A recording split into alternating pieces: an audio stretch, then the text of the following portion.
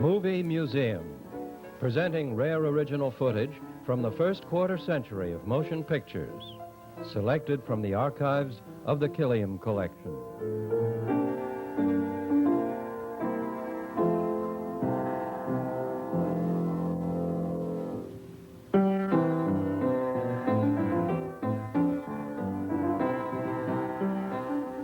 The coronation of Edward VII in 1902 was the first covered by cameras. Edward, the eldest son of Queen Victoria, had waited in the wings through her 64-year reign and was now 60 himself. His romances had offended his mother's stern moral sense and distressed the proprieties of Victorian England, but he was popular with Americans and had made several trips to the States as the Prince of Wales. If there had then been such a thing as a star system for royalty, he would have been a big box office draw. Ultimately, he was to be chronicled and dramatized almost as much as his mother, including in the 1970s a major television series on his private and public life. The same golden coach was to bear his great-granddaughter, Elizabeth II, to her coronation in 1952. As an early, socially conscious, romantic comedy, Makers and Spenders was a precursor of Broadway's Pins and Needles and Pajama Game, a love story set in a factory.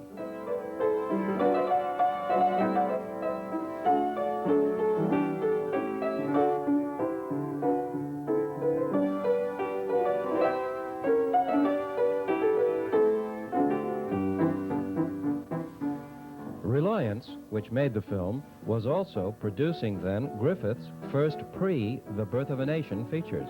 And many of his stars, like Ralph Lewis, who plays Mr. Wells, the heroine's father, also acted in short dramas like this one, Good Training Ground, for both actors and directors.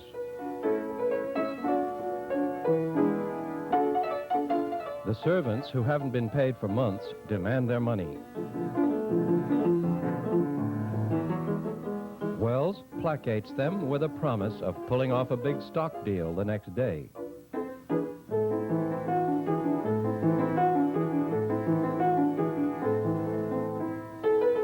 However, his glib promises have no effect on his daughter Edith.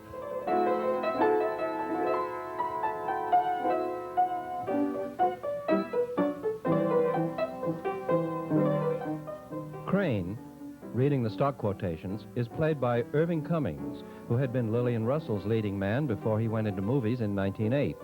From the silence well into the 1940s, he was a leading Hollywood director with an Academy Award to his credit.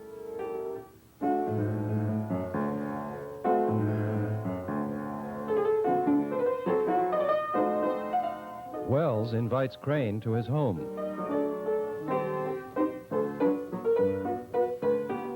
The only thing of value that Wells has left is the hand of his daughter Edith.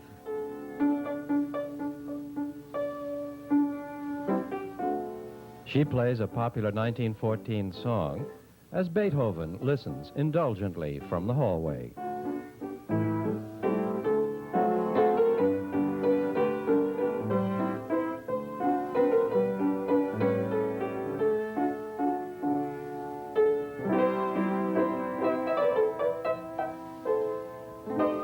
Soon, Crane is visiting Edith every evening.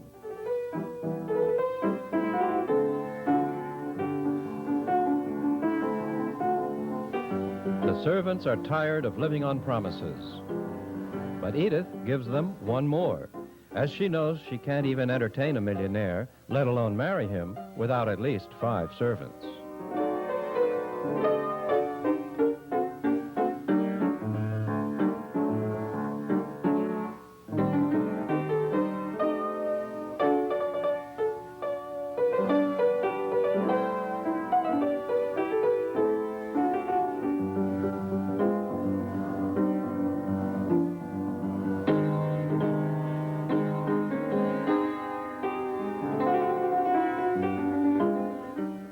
Edith is played by Norma Phillips, who was then billed as Our Mutual Girl and was the popular serial queen of Runaway Jane.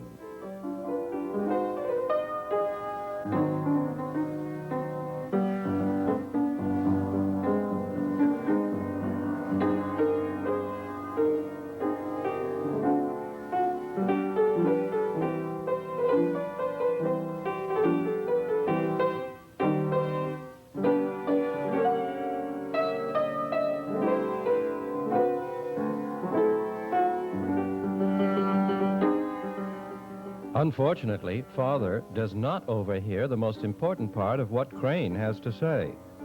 By 1914 standards, this next sequence seems rather crudely staged, with the dramatic highlight pointedly played out of sight.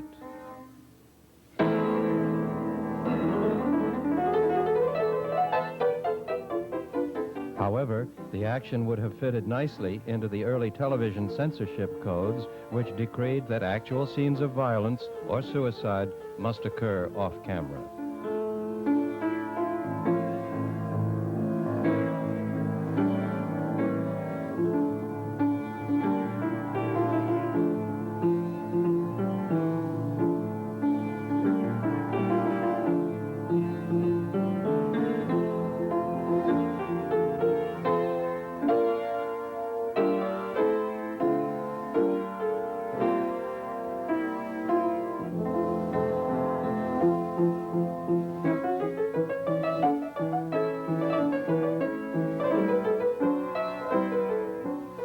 Jessie had been one of the Wells's maids, and she and Edith are both unaware that the factory they're working in now together is owned by Crane.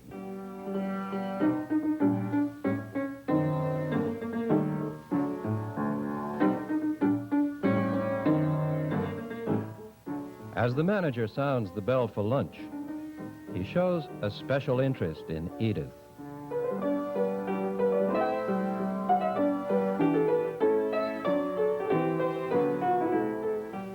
Although the American Federation of Labor had increased its membership to over 2 million by the time this picture was made, conflict between labor and management was still a touchy subject for movie makers. One of their favorite solutions was to make a third party the villain, either an anarchist leader who incites the misled workers, or an evil manager who deceives a benevolent employer. Labor unions were viewed with suspicion by the public and movie makers alike, until Woodrow Wilson became president in 1912. During his administration, pro-union sentiment gained strength.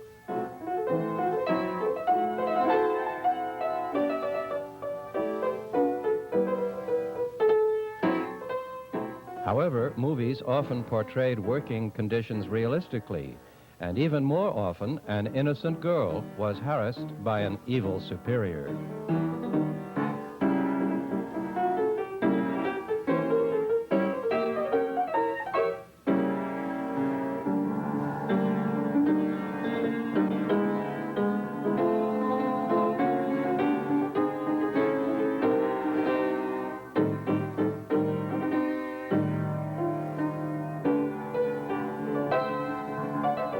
The very earliest movies were opposed to women's suffrage, too, but by 1914, they had moved to the other side, and pro-women's rights films, like this one, helped win the vote for women.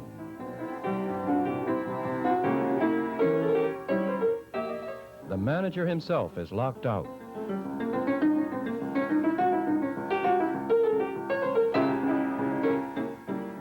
The sympathetic handling of the strike is in direct contrast to movies made 4 or 5 years earlier on the same subject.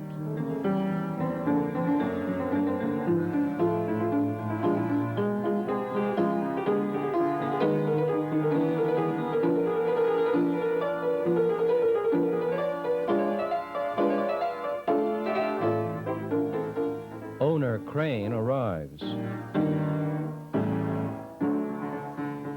Now the situation is one less likely in real life, a strike leader having such influence over the owner. The other working girls are lucky Edith is beautiful and that Crane is interested in her.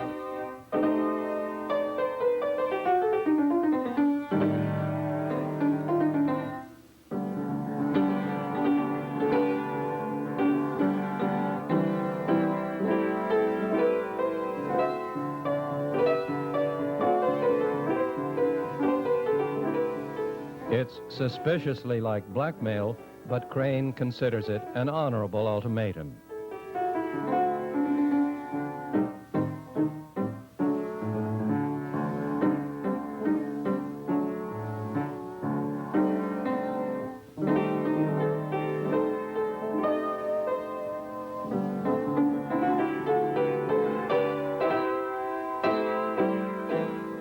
girls are jubilant, and they should be, as even the shrewdest union negotiator seldom wins more than a 10% increase.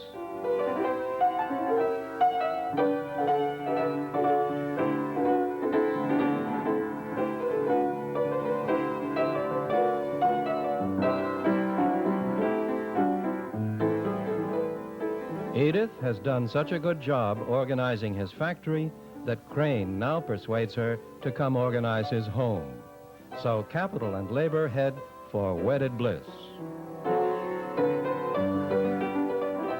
Makers and Spenders, a Reliance studio feature of 1914.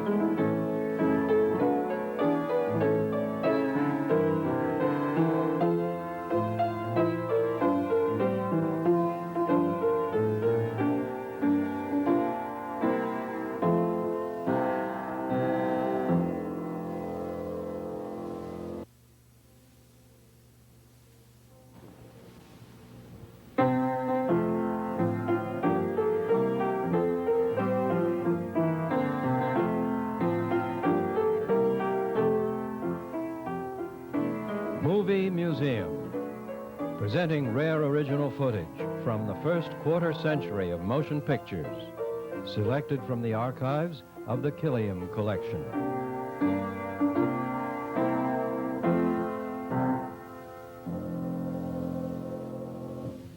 In 4 successive Movie Museum programs, we will recall the great screen idol Valentino as he appeared in his next-to-last film, The Eagle. The Eagle was set in the time of Russia's Catherine the Great. The Tsarina's execution squad is at target practice.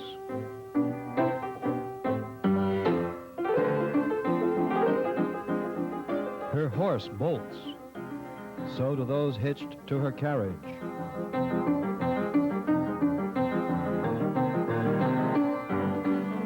One of Her Majesty's Imperial Guards sizes up the situation. Collars her horse,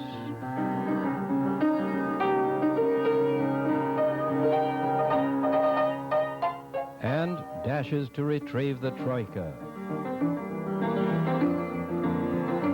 Valentino looked good in any kind of uniform and wore costumes with a magnificent grace. But a stuntman doubles in the more dangerous shots. This might even be Gary Cooper, then just a Hollywood extra who worked in the riding and chase scenes of this film.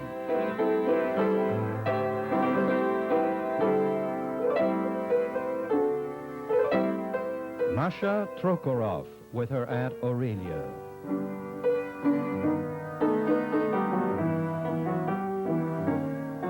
Masha is played by Vilma Banky, often called one of the most beautiful women of the screen. Goldwyn had just brought her over from Hungary, and like Rudy, she spoke little English at this time.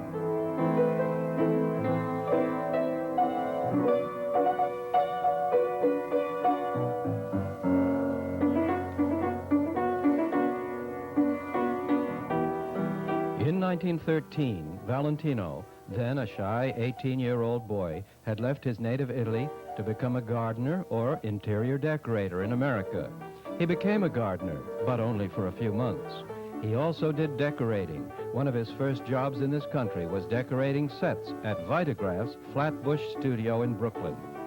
Then he appeared in dance halls and played small parts in films for 6 years before hitting the jackpot in 1921 with The Four Horsemen of the Apocalypse.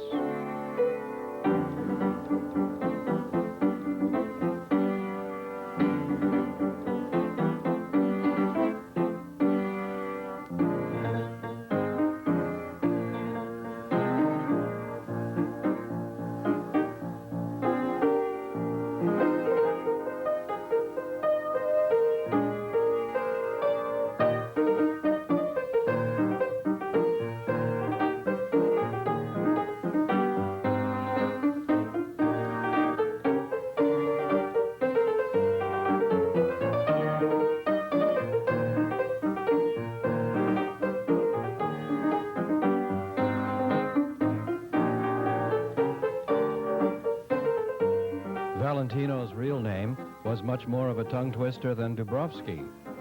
Rodolfo, Alfonso, Raffaele, Pierre, Philibert, Guglielmi, Di Valentina, d'Antonuola.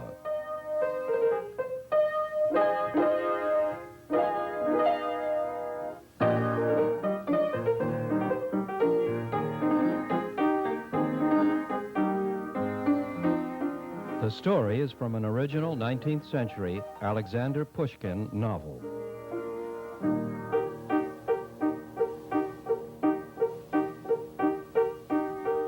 The Empress is played by Louise Dresser.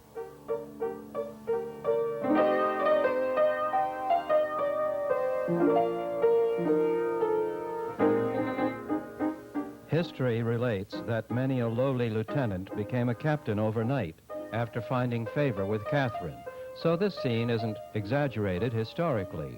Most of the stage and screen portraits of Catherine have put heavy emphasis on her amatory exploits, with such glamorous personalities as Bankhead, Dietrich, Bergner, and even Mae West cast in the role. However, historians haven't lost sight of the fact that Catherine II was a brilliant ruler, a skilled diplomat, and negotiated most of Russia's foreign treaties herself. She also excelled as a writer, winning praise from Voltaire himself.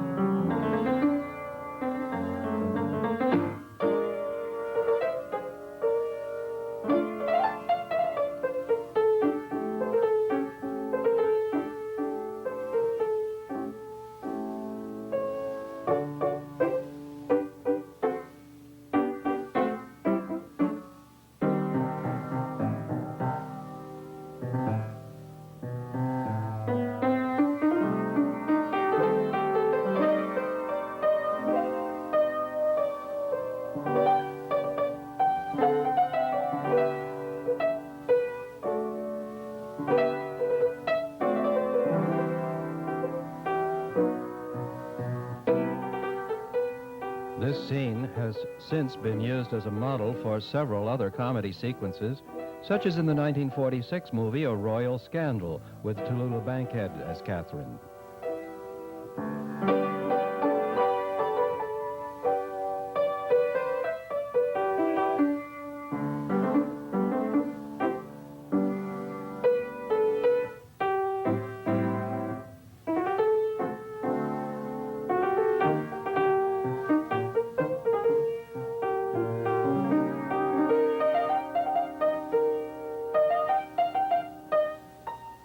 Now, some more standard comedy, the drink-dumping business, with both drinkers eagerly intent on staying sober.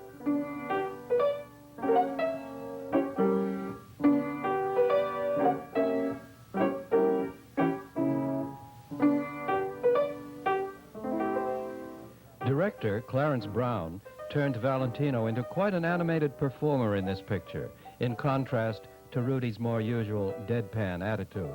Brown was at this time on the way to becoming one of the industry's all-time greats. He directed most of Garbo's early pictures at Metro.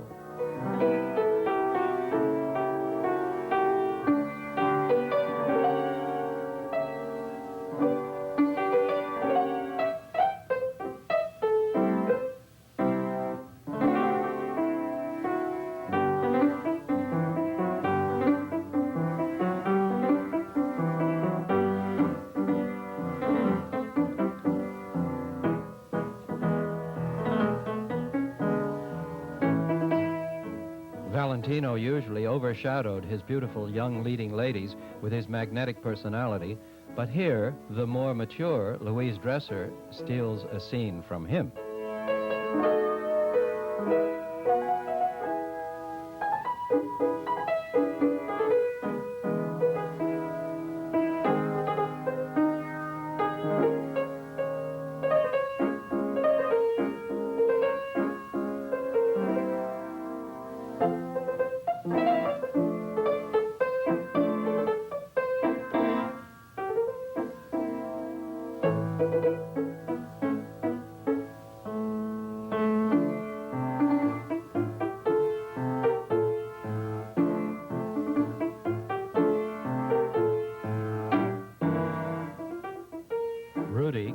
officers that the lieutenant to be executed made the mistake of showing indifference to Catherine's charms. Rudy himself was to meet a tragic death the year after this picture came out, at the age of 31.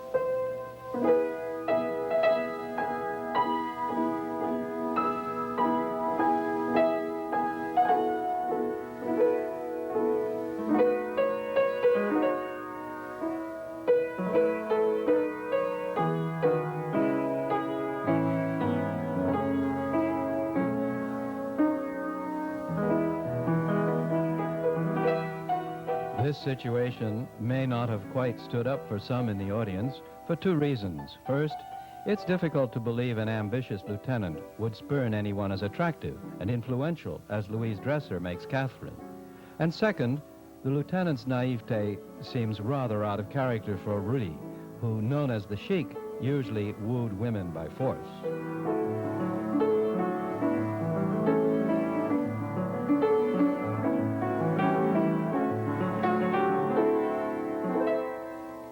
However, in this story from the original novel, Dubrovsky, he must hold out for true love.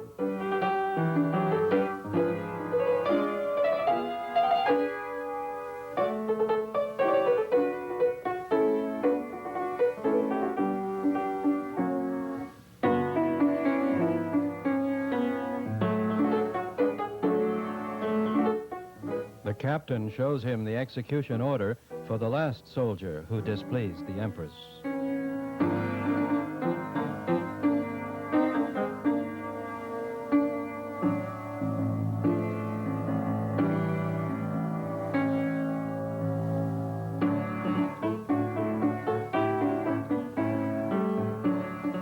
Valentino here shows, in character, the kind of independence he had showed in real life several years earlier when he refused to work for Paramount and was off the screen for 2 years. 2 years of a career that was to last for only 1 more year. In the next 3 Movie Museum programs, we'll continue to review that career and see more of The Eagle.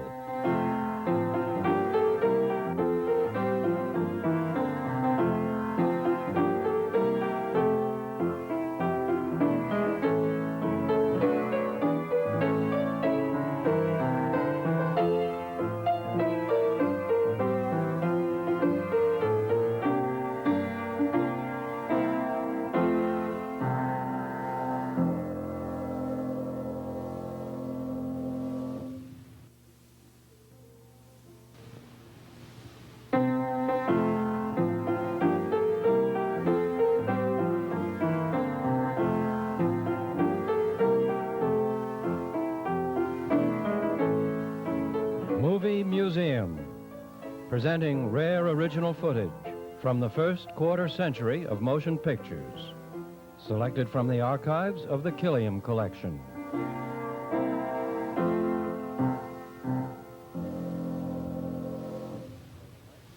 Mabel's Stratagem was a 1913 version of the classic comedy triangle wife, boss, and secretary. Keystone always painted situations larger than life, so this boss chases not 1 but 2 secretaries. The second one here is Mabel Normand, then only 18.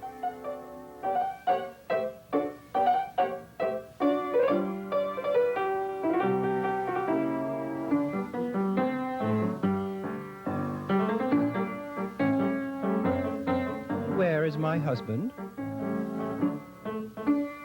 The boss is Fred Mace. He and Mabel Normand both worked at Biograph and were among the first to join Mac Sennett at Keystone.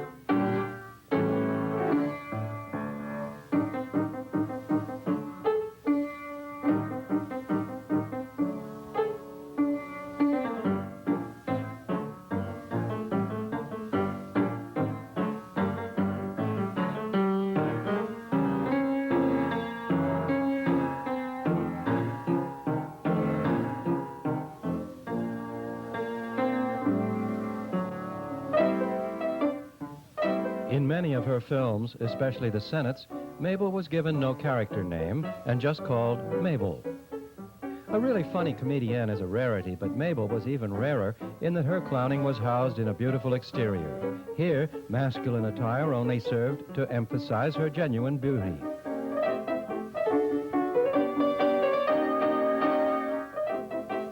This time the tables are turned, only the typist remains the same.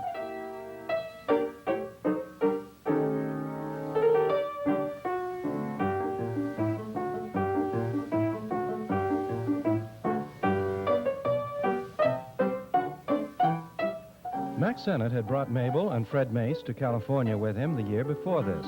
They filmed their first picture 20 minutes after they arrived at the Los Angeles terminal when Sennett spotted a Shriners parade, set up a camera, and improvised a story.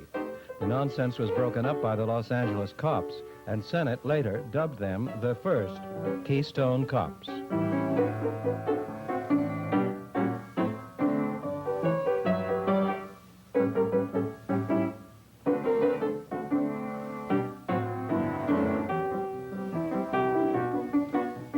Wifey's aside to the maitre d' is a neat switch.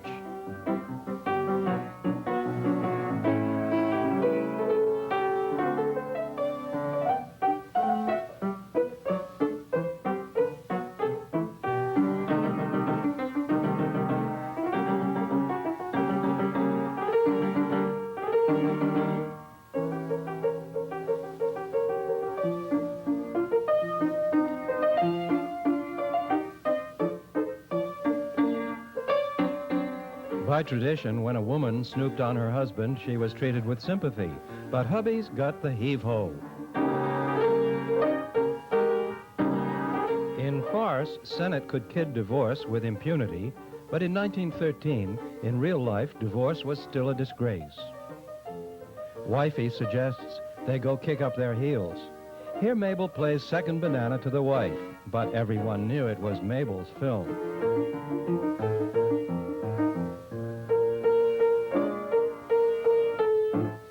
Other comediennes have done scenes in male attire, but Mabel was the first movie actress to prove that a woman dressed in men's clothes could look cute, whereas a man wearing skirts had to be a fine pantomimist to avoid being ridiculous or offensive. Fatty Arbuckle, Chaplin, and Cary Grant were among the few who pulled it off with style. There's a temptation occasionally in viewing these vintage screen delights to compare their innocence with the much more serious sociological and sexual contexts in which similar situations might be viewed today.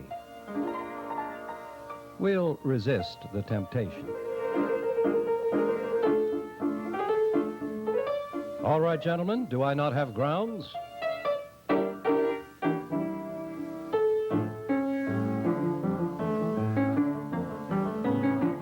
Backed up by his battery of lawyers, hubby says, "This will serve you right."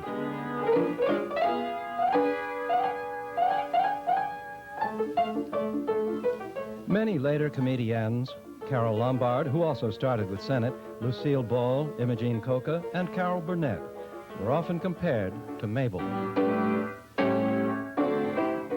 Mabel's pictures always had happy endings, but her own life was marked by tragedy, beginning with her involvement as a key witness at the William Desmond Taylor trial. She died from tuberculosis in 1930.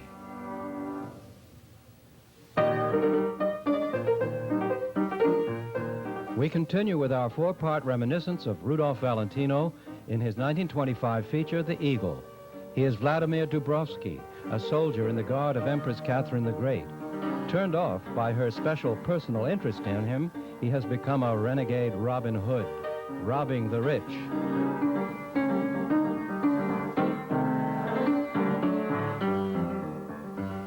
To feed the poor.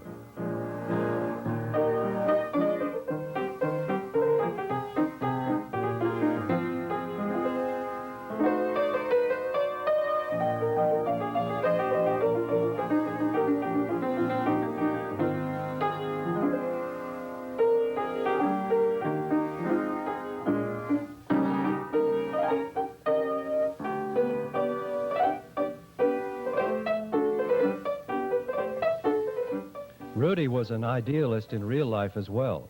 Only a year after his first hit, he walked out on a $1,000 a week contract rather than make pictures he considered inferior.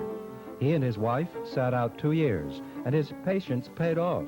2 years later, he was welcomed back at a hefty increase and the right of approval of the subjects and directors of his pictures. Masking himself as the Black Eagle, he has collected a band to help him wreak vengeance on the seasoned outlaw Carilla, who cheated him out of his family estates.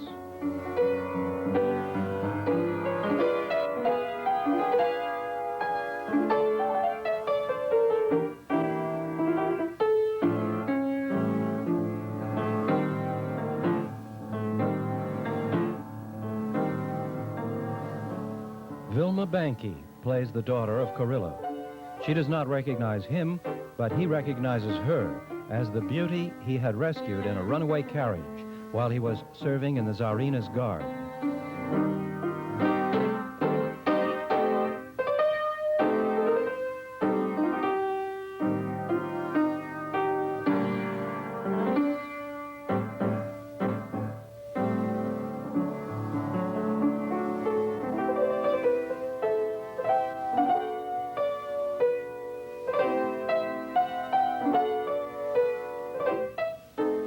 In acting style, these scenes stand up very well. The only way in which they seem dated is in little things, such as Rudy wearing almost as much lipstick as Vilma. And even that isn't limited to the silent films. Several Western stars of the 40s wore lipstick too. And without the careful camera work that Valentino has here, it was much more obvious.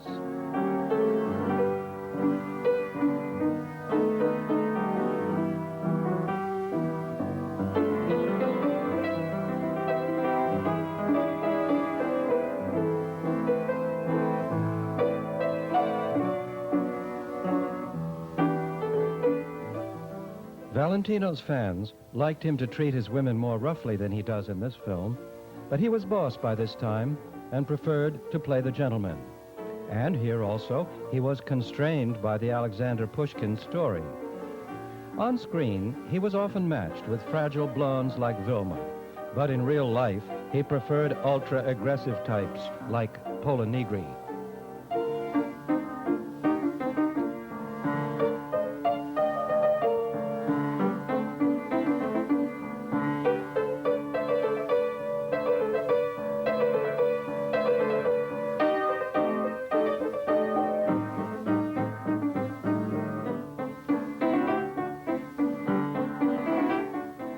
Vilma felt no insecurity in real life.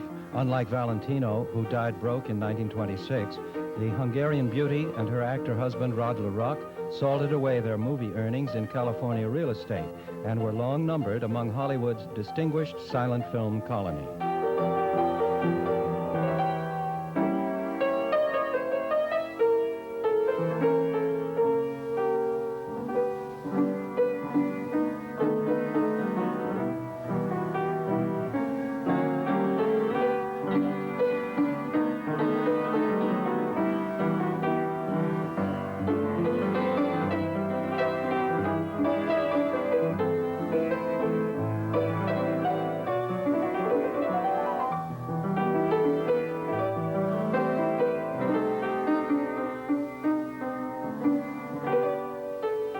These are rare shots of Rudy smiling.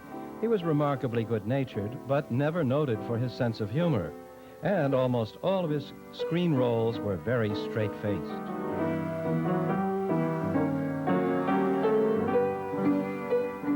Some variation of this pursuit and surrender usually was included in Valentino movies. The most famous, of course, was the scene most responsible for his huge popularity, the one where he kidnaps Agnes Ayres in The Sheik and takes her to his tent. In our next Movie Museum program, we'll recall more of the Valentino phenomenon and continue with his 1925 feature, The Eagle.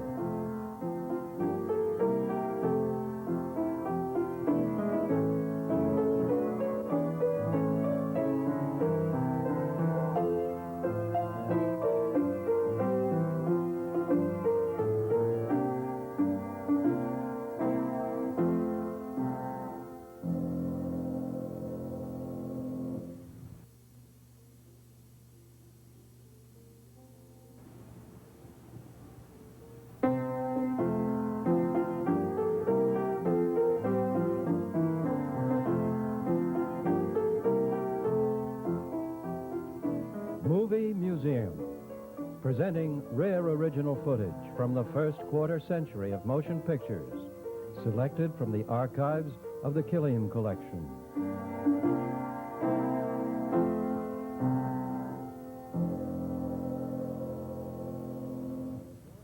An unappreciated joke is more important in movie history for its setting than for its plot. It takes place in one of the first specially built stage settings with props, a replica of the inside of the latest 1900 trolley car. The first subway didn't open until 4 years later. Above the seats is a self-serving ad for Edison's kinetoscopes. This was one of the many novelty pictures filmed by Edison in the Black Maria studio before movies acquired storyline plots. This fellow is one of those characters who just can't read to himself, and he's enjoying the new issue of Puck, the comic magazine.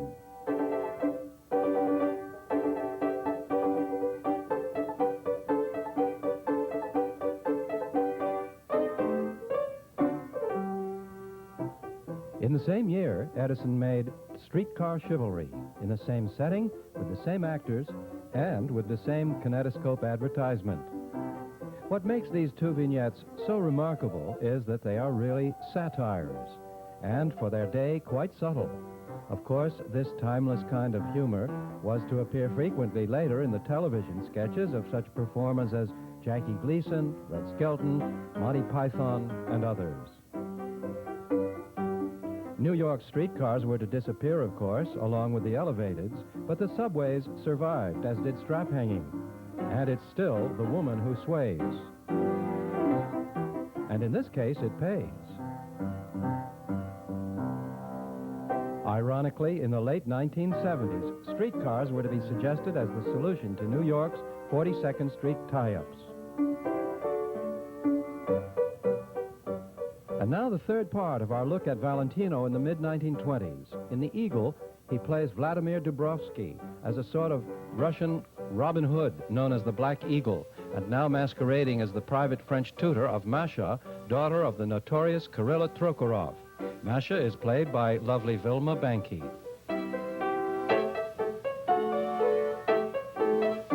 She suspects Rudy's real identity. But her father, Kirilla, who cheated Rudy's family out of their estates, is still unaware of the deception. Though Rudy's mind is set on revenge against Kirilla, it is equally set on winning the hand of his daughter.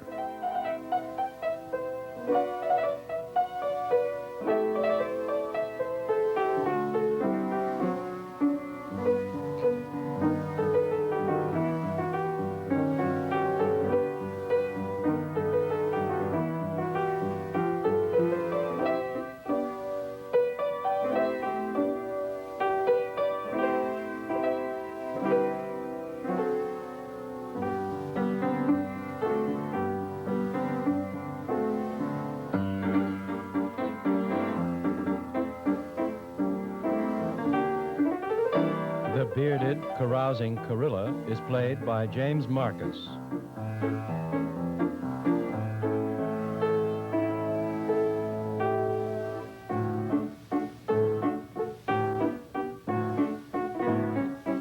Valentino doesn't do much dancing in this picture, but he had danced professionally, and his dancer grace is quite evident. The boorish Kirilla is a practical joker.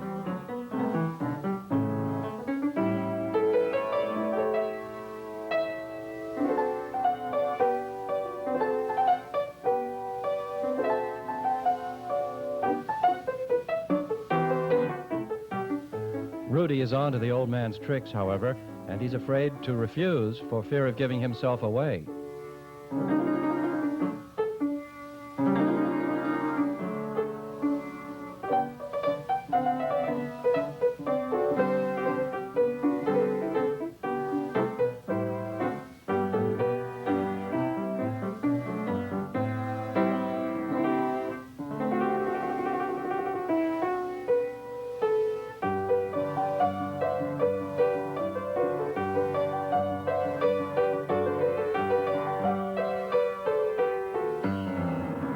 In the old Alphonse Gaston routine, Rudy loses.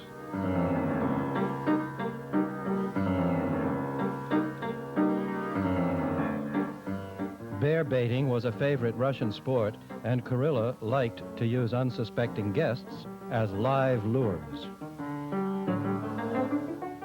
Masha is familiar with her father's sadistic sense of humor.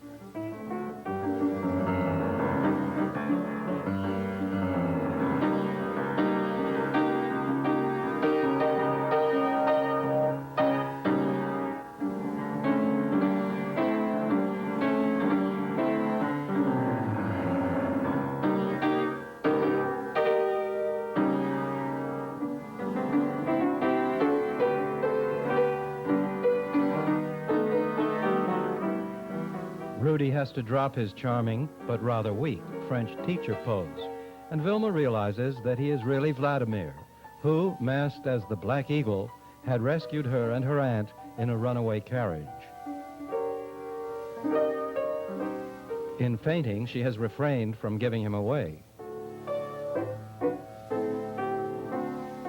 The next day, Vilma still hasn't made up her mind to expose him, so Rudy gives her a French lesson as usual. Valentino's father was Italian, but his mother was the daughter of a Parisian doctor, and the role of a French teacher came easily to him. He was quite a linguist and spoke 4 languages when he arrived in this country from Italy in 1913. English was not one of them, but he picked it up in record time. Vilma Banky was also of foreign birth. She was a Budapest stenographer before Samuel Goldwyn brought her to this country and made her an overnight star.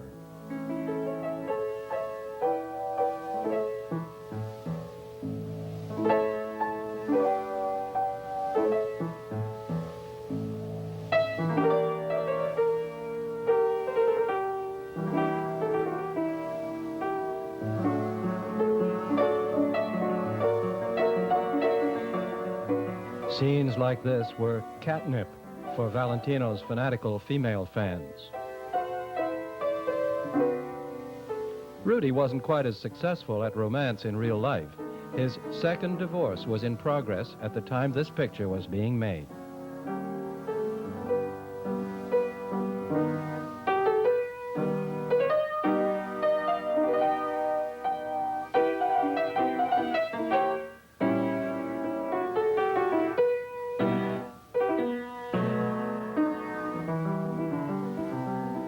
Audiences knew that when a lady said, "I hate you," in a Valentino picture, it meant she loved him madly.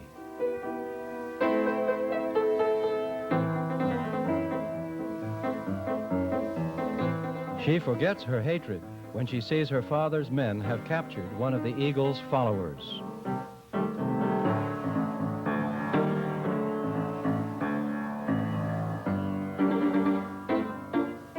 Vilma Banky played opposite Rudy in his last 2 and best pictures, this one and The Son of the Sheik. They made an ideal team, which would undoubtedly have gone on to other films. After Valentino's death, Sam Goldwyn built up Vilma as part of a new and equally successful romantic team opposite Ronald Colman.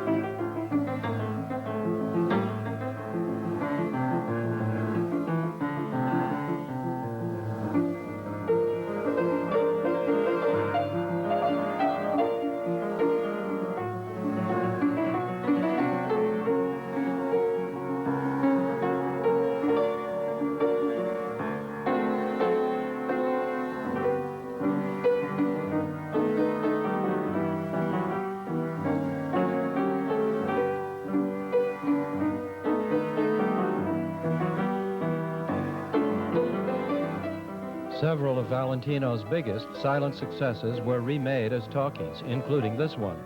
His life story was twice made into a movie biography, with more fancy than fact. But none of the stars playing Rudy's old roles, and certainly neither of the stars who played him, recaptured his looks, his grace, or his magnetism.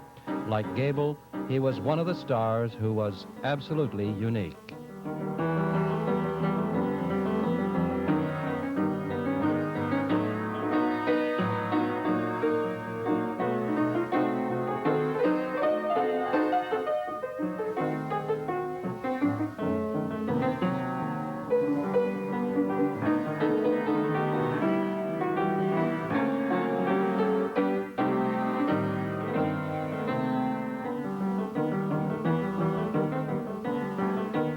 Valentino's father was an officer in the Italian cavalry, and he himself was a born horseman who kept his own stables. Practically all of his pictures were highlighted by scenes like this, where he swept the beautiful heroine onto the saddle and rode away with her while a comedy villain gnashed his teeth in helpless frustration and rage. Yet, with all his on-the-screen bravado, his friends found that off the screen, the irresistible lover was shy and scholarly. Our next movie museum program will include the fourth part of our look at the Valentino mystique, with the final scenes of his 1925 feature, The Eagle.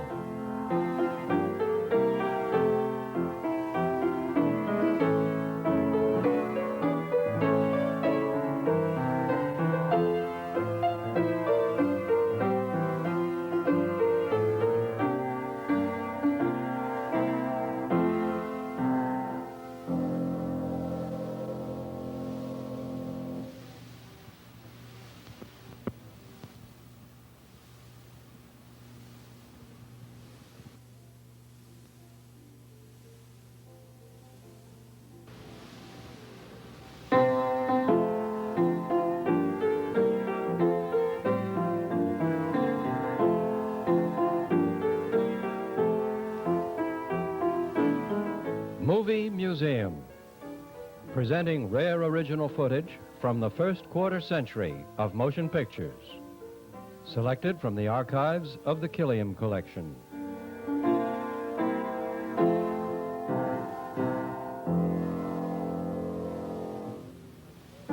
Early moviegoers were intensely interested in films about big cities in general and New York in particular.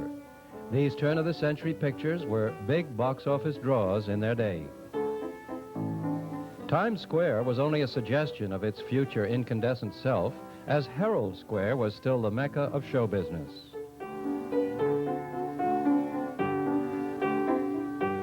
Riverside Drive was an exclusive and expensive residential show street. Generations later, it was to range from high-rise apartments to near-slum walk-up flats. Brooklyn is one of the oldest of New York's 5 boroughs, with a proud history going back to the colonial days. For many years, it was a separate city and didn't become a borough until 1898, just before these scenes were shot. Paddy wagons were, of course, still horse-drawn. At the time, Brooklyn was the home of several pioneer picture studios. Ebbets Field wouldn't be built until 1912, but Brooklynites had long been proud of their ball team.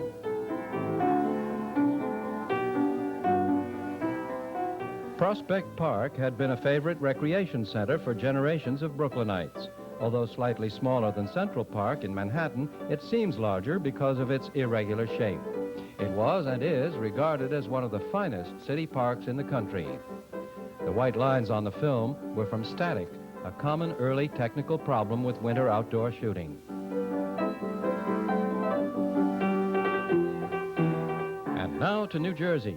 Hundreds of early films were devoted to the country's newly organized fire and police departments. This fire squad in Newark shows the firemen of that period who led a dangerous life and consequently seemed as glamorous to audiences as astronauts would 3 generations later.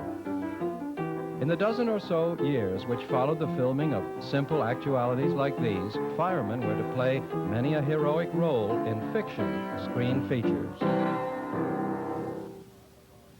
And And now, the fourth and concluding part of our Movie Museum Valentino Retrospective, featuring his 1925 adventure romance, The Eagle. Rudy plays the dashing Russian cavalry officer Vladimir Dubrovsky, who deserts the Imperial Army rather than enter a liaison with Catherine the Great. His superb horsemanship is evident in this chase sequence where he and Masha Trukhorov are captured by the Empress's men. Masha's father, the outlaw Kirilla, has been Rudy's sworn enemy, but she has fallen in love with Vladimir and run off with him.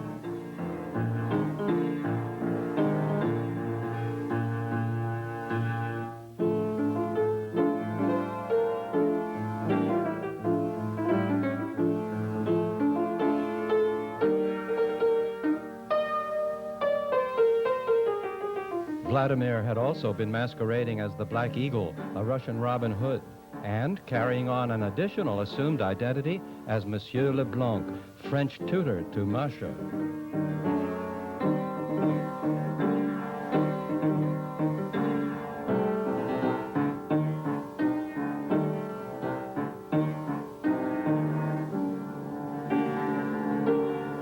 Catherine the Great somewhat resembled Henry VIII, in that when she was displeased with a loved one, she often expressed her anger by having him executed. Rudy's crime is that he scorned her charms entirely, an unforgivable offense. Even though the general is her new lover. The general had been a close friend of Vladimir, so the court watches avidly as Catherine shows him the death warrant.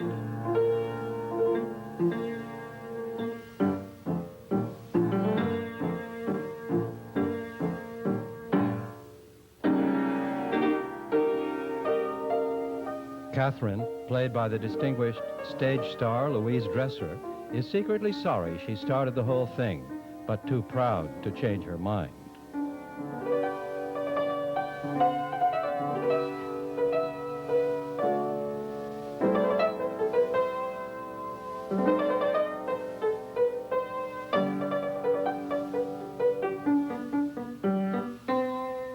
The general's plea fails to sway Catherine.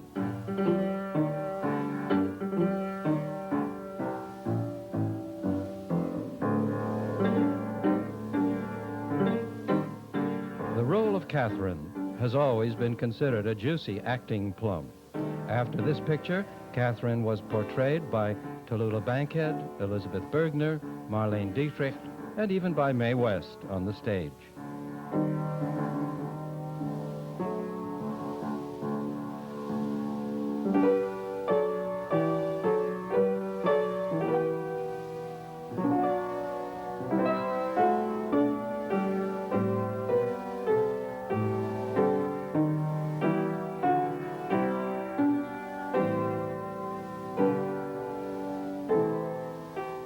Off-screen, Valentino had an unhappy marital life and was recovering from a second divorce at the time of his death, the year after this picture, in 1926.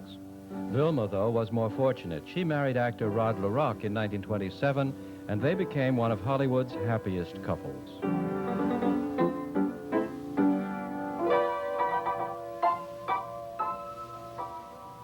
The general is anything but happy as he arrives to break the news that Catherine refuses to grant a reprieve on the death sentence.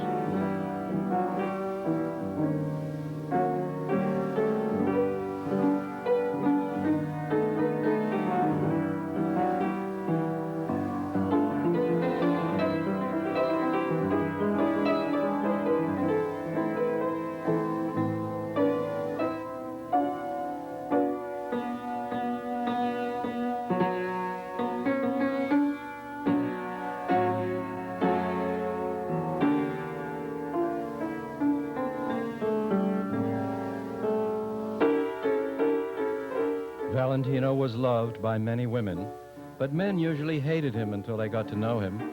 A crack shot and a born horseman, Rudy enjoyed the company of men, and it was one of the sorrows of his life that he had to overcome so many mental barriers to win their friendship.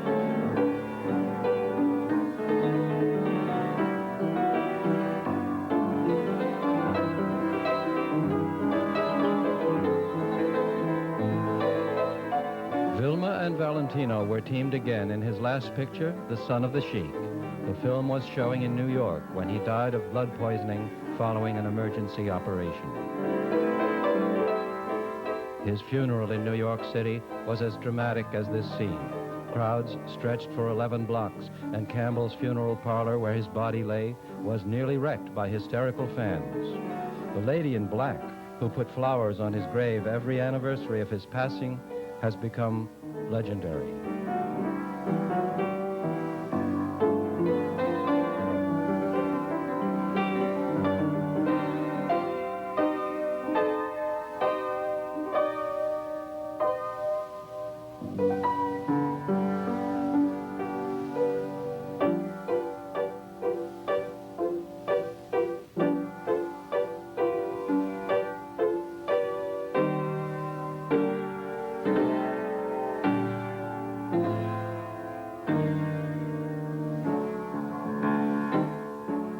Catherine repents.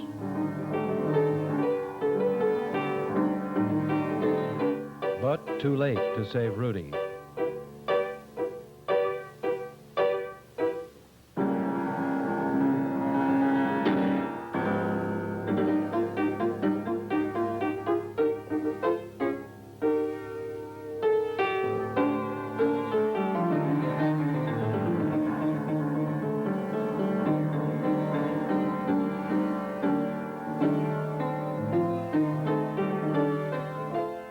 The general seems strangely unperturbed, and with good reason.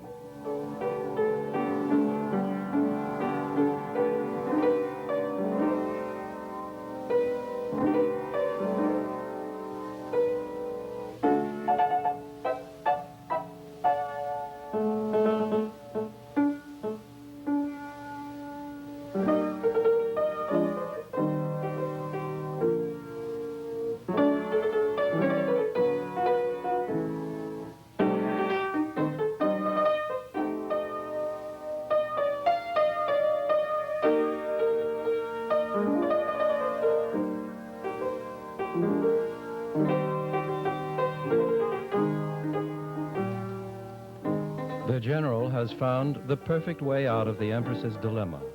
Vladimir and Masha will be smuggled out of the country on a fake passport, while Catherine will save face by announcing that the renegade Cossack has been executed on schedule. The film Catherine, like the real Empress, who was regarded as a brilliant diplomat, is both impressed and pleased with her lover's ingenuity. A messenger is dispatched to give Vladimir the forged passport to freedom. And we end as we started, with target practice by the Tsarina's execution squad. Even the discovery that she's been tricked doesn't dampen her appreciation of the general. During his career, Valentino was garbed as an Arab, a Raja, a Toreador, a gaucho, and in this picture, a Cossack, an outlaw, and a French tutor. But no matter what he wore, Rudy was always the Latin lover, dominating all female hearts, until his death at 31 in 1926, the year after the release of The Eagle.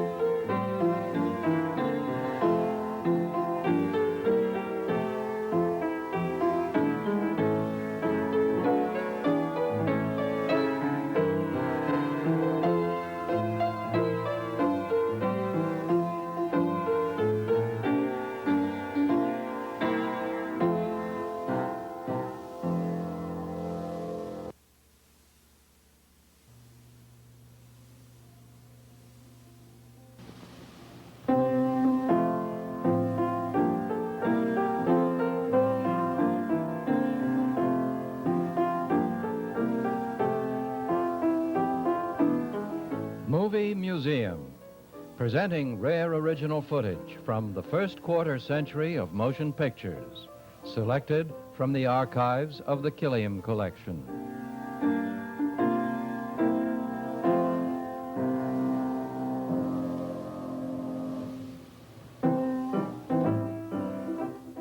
This 1898 film was one of the first pictures specifically designed for use as a propaganda tool by the government. It is a series of tableaus with closing curtains or gates. The first represents Uncle Sam, Colombia, and baby Cuba. Portraits of prominent Spanish-American war heroes are on the gates: Admiral Dewey, Captain Gridley, and President McKinley. The line on the screen is due to our difficulty in restoring the shrunken negative. It wasn't until World War I that the strength of the movies as a propaganda tool was fully realized, and motion pictures were mobilized as an official fighting arm of the government. World War II took even fuller advantage of the medium, and today the industry is recognized as one of the most powerful propaganda forces of modern times. His Second Childhood, Senate, Keystone, 1914.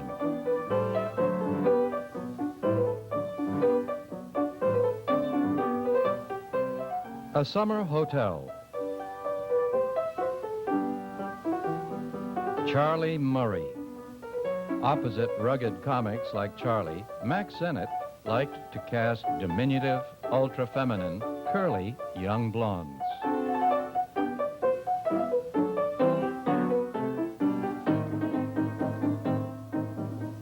Charlie is poor, and Daisy's wealthy father disapproves.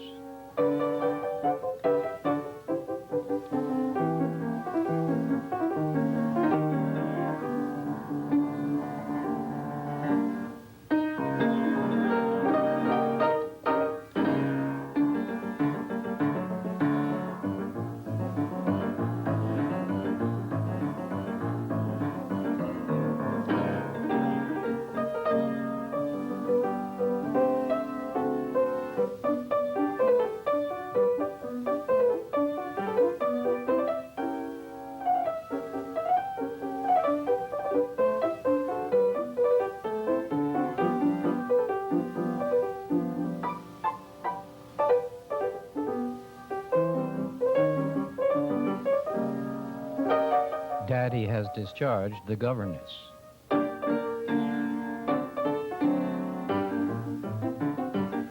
Mack Sennett was stung in a script plagiarism suit early in his career, and so, with the exception of Tilly's punctured romance, he made it a firm rule never to buy a story from an outside source. However, he didn't have any qualms about borrowing plot gimmicks, and now this film launches into a liberal borrowing of gimmicks from the famous British farce, Charlie's Aunt.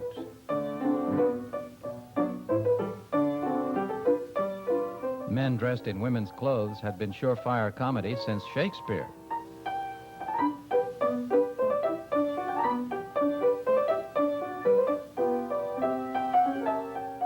Unlike the heroine in Charlie's Aunt, Daisy is let in on the secret from the beginning.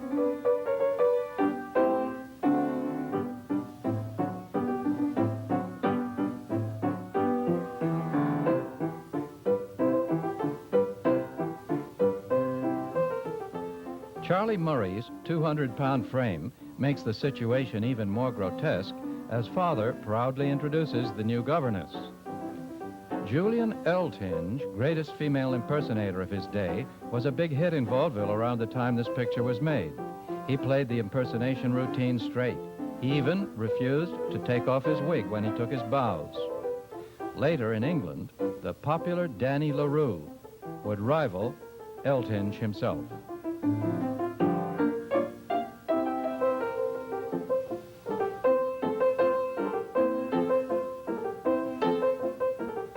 Charlie Murray had been a big hit on the stage also, as part of the comedy team Murray and Mack for at least 20 years before he started his movie career.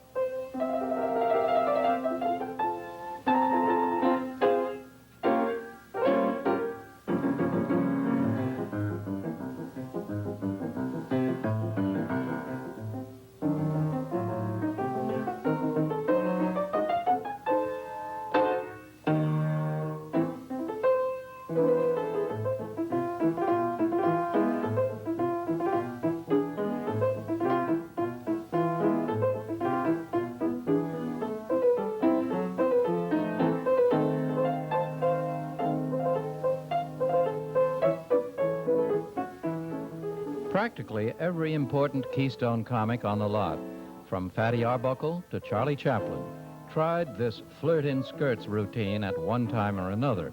Wallace Beery made a whole series of comedies in which he played a Swedish servant girl.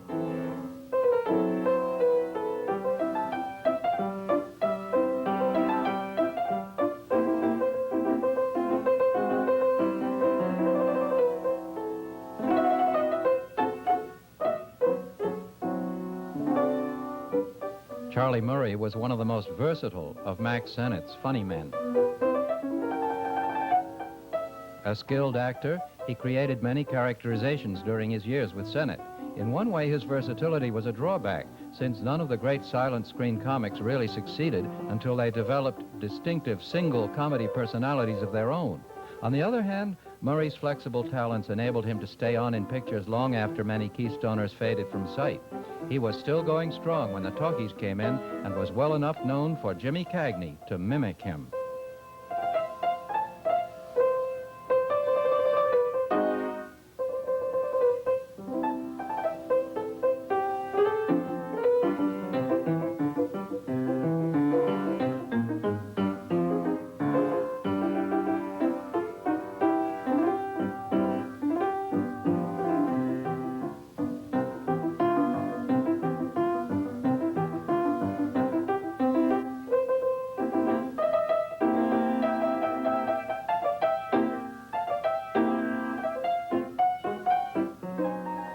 In the original Charlie's Aunt, as played through the years by Sidney Chaplin, Jose Ferrer, Jack Benny, Ray Bolger, and all their successors, men mainly pursued Auntie for her fortune.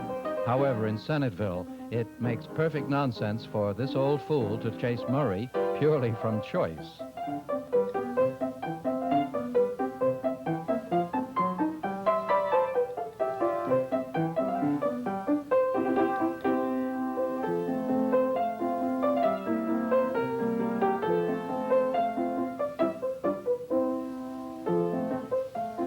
Father has Charlie staked out in his room, and escape is difficult.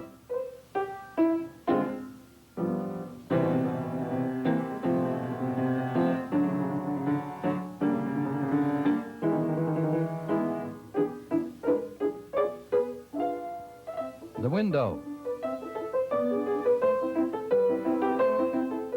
Like most of the Keystone comics, Charlie was athletic, and maneuvering that heavy skirt out a window was as difficult as it looks.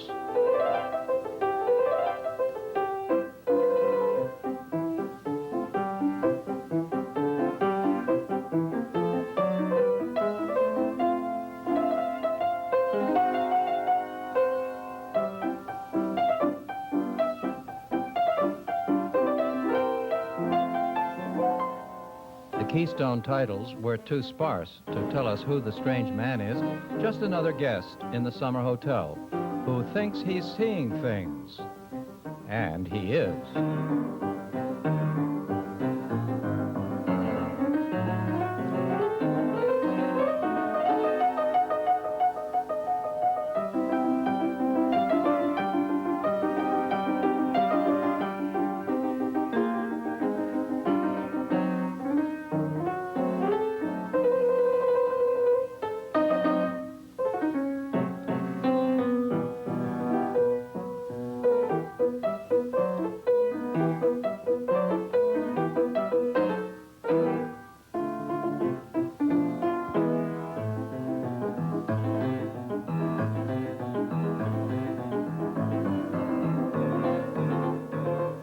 Ex-Boilermaker Sennett picked his players with one eye on their physical stamina.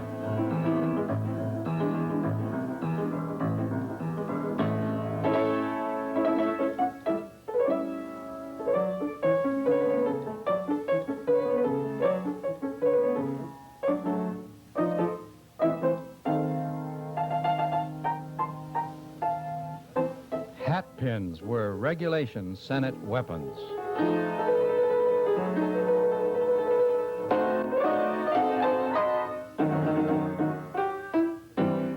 A piece of business that might be too sadistic for other players, but Sennett exercised the same primitive license that animated cartoon makers were later to enjoy.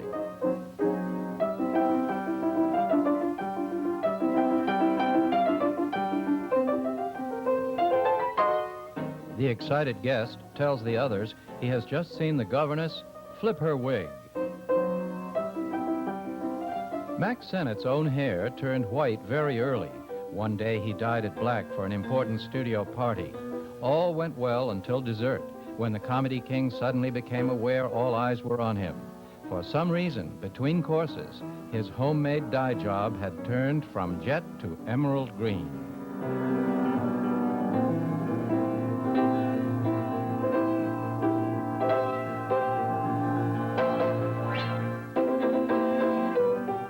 Charlie is unwigged, and father has to either fire this governess or give the happy couple his blessing.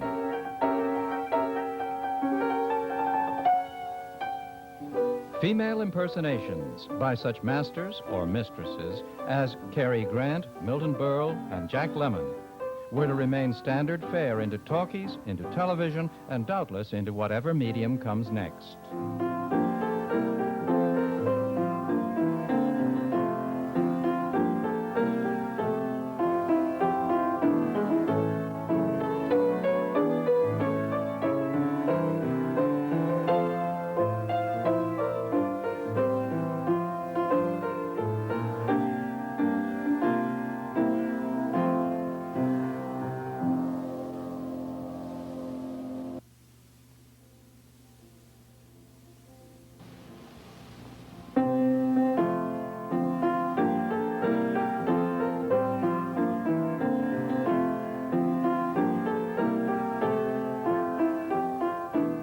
Movie Museum, presenting rare original footage from the first quarter century of motion pictures, selected from the archives of the Killiam collection.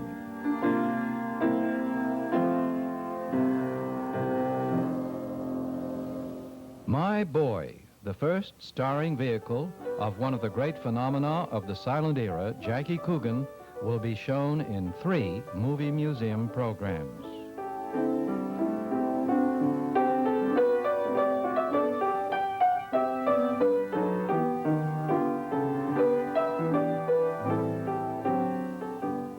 Ellis Island had been opened in 1890 as the new immigration depot to replace the old Castle Garden.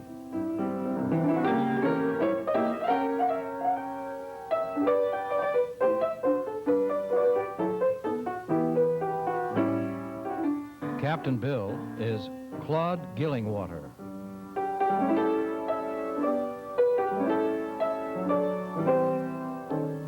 Ellis Island was especially busy when this film was made in 1921, a year of close to 1 million immigrations to this country.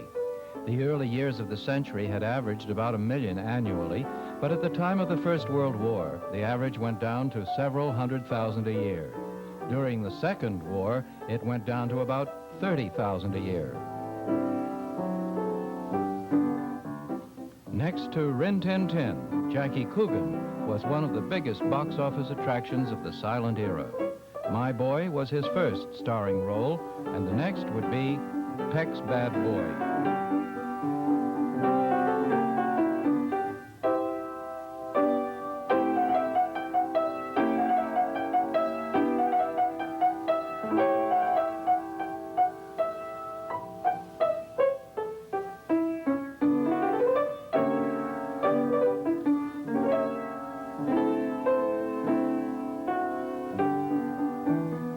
When his temporary family calms down enough to take stock and finds one little boy too many, Jackie is left alone, penniless and friendless in great big New York.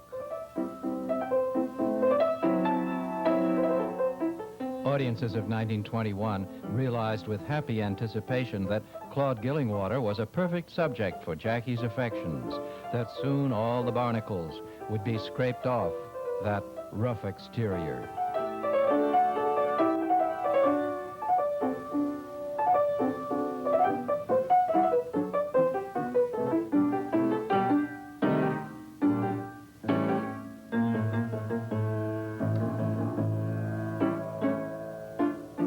The problems of the immigrants, legal and otherwise, came in for a great deal of attention from Hollywood in the years following the First World War.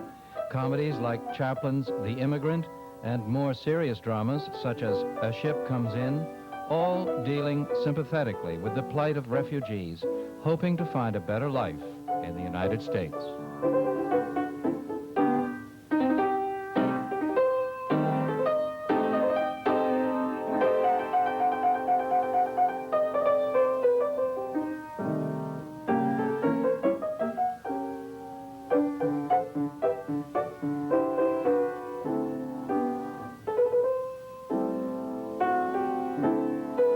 In her home, the wealthy Mrs. J. Montague Blair holds a consultation with her lawyer over a serious problem. Sometimes these silent titles may bleed off the edge of a television screen, and we'll read them. You said you could never forgive my marriage to your son, but since his death, my health has been failing, and the money he left us is almost gone. I have just enough to book passage on the Lavinia. I am risking the trip in the hope that you will take to your heart your little grandson. The boy knows nothing of...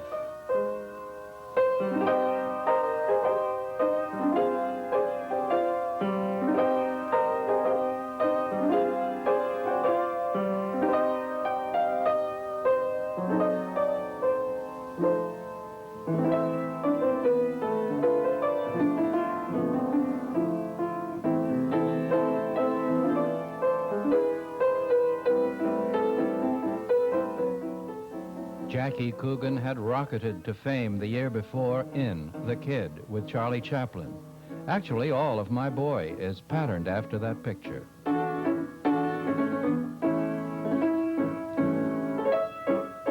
When a loyal friend of the captain calls, Jackie is well hidden, afraid that the knock on the door might mean a summons back to Ellis Island.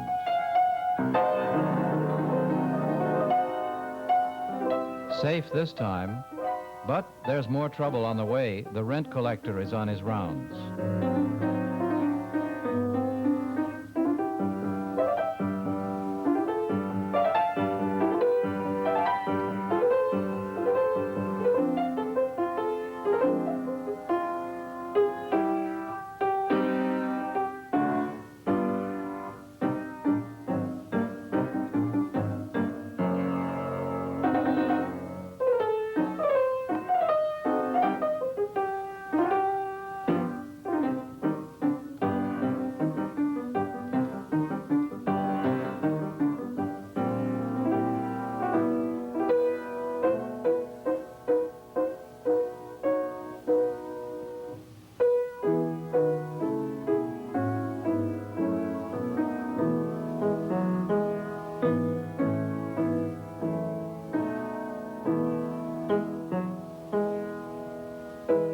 Already, the good influence of the diminutive immigrant is beginning to take effect.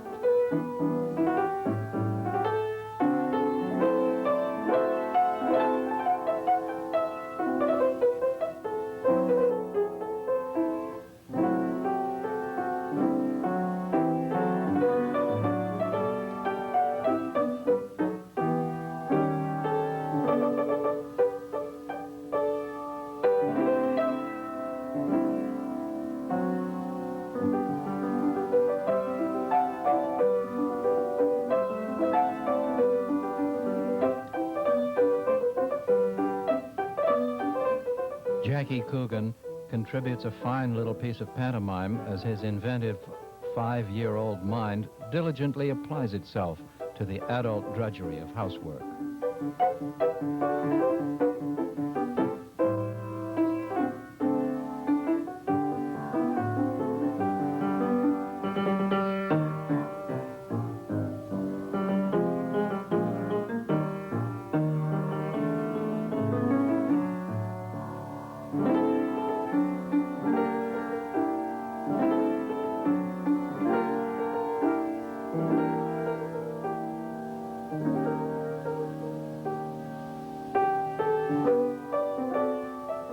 Feeling himself as unwanted as his youthful charge, Captain Bill seems to realize for the first time the real sadness of Jackie's plight.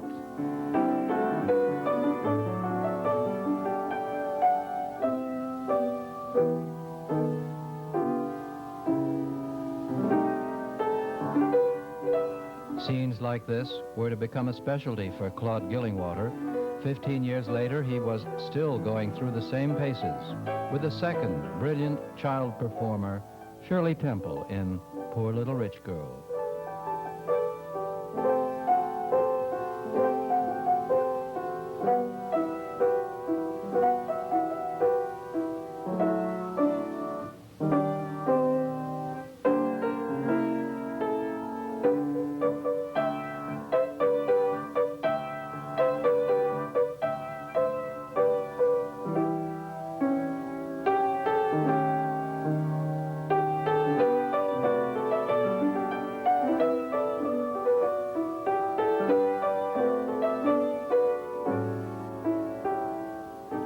It seems that Jackie's happiness in the land of opportunity is finished. Ironically, though Coogan's make-believe woes here won sympathy from audiences all over the world, his later very real troubles elicited little attention. A legal battle with his mother, an unsuccessful marriage to Betty Grable, and a rapid descent into minor roles harassed Jackie for years as he fought for the comeback that never materialized.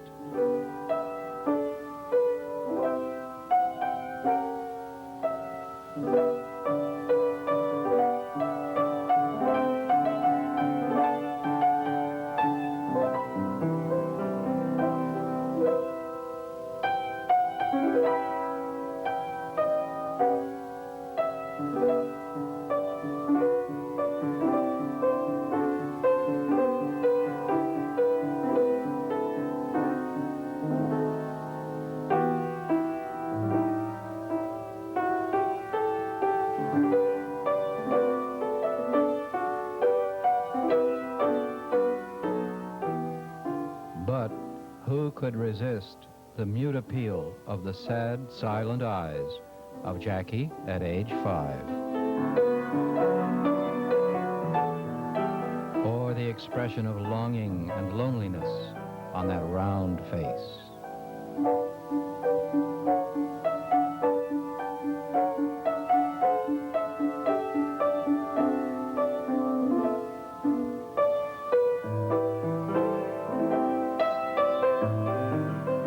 Captain Bill could not.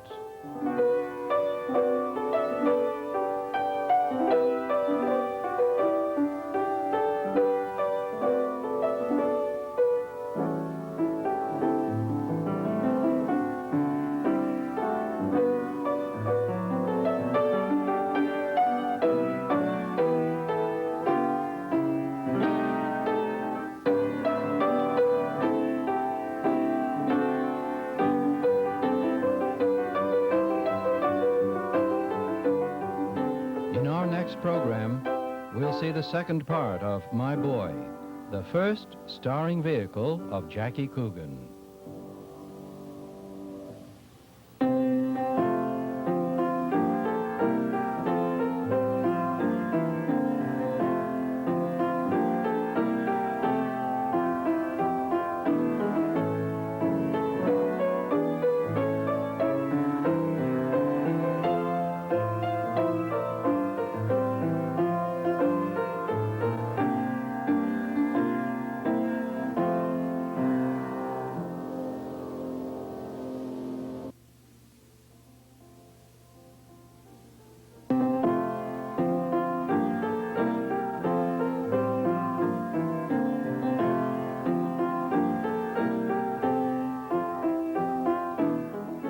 Movie Museum, presenting rare original footage from the first quarter century of motion pictures, selected from the archives of the Killiam collection.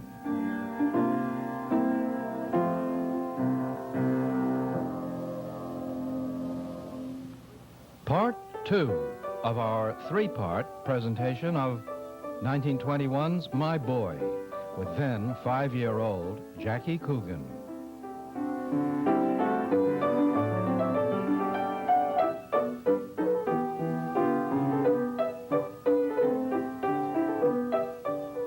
Jackie plays an illegal immigrant to the United States, fighting fiercely to remain in the country he has already come to love. Hunted by the immigration authorities, and unaware that he is being sought also by rich relatives who wish to adopt him, Jackie has found a home with Captain Bill, a grouchy old sea dog, whose ill temper has been softened somewhat by Jackie's affectionate nature. The naturalness of these scenes is due not only to Jackie's unself-conscious manner, but also to expert handling of the young star by co-directors Victor Heerman and Albert Austin. English-born Heerman, himself a former child actor, wrote the story of My Boy and guided Coogan through many later successes. Austin was also an actor, having played a comic foil for Chaplin, and just a year earlier had been Mary Pickford's leading man in a film quite similar to this one, Suds.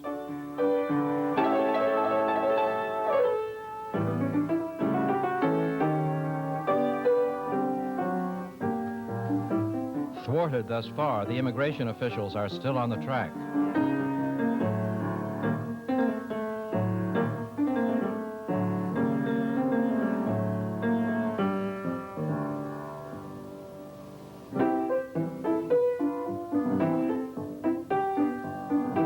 Mrs. Blair is, of course, the long-lost wealthy grandmother of Jackie.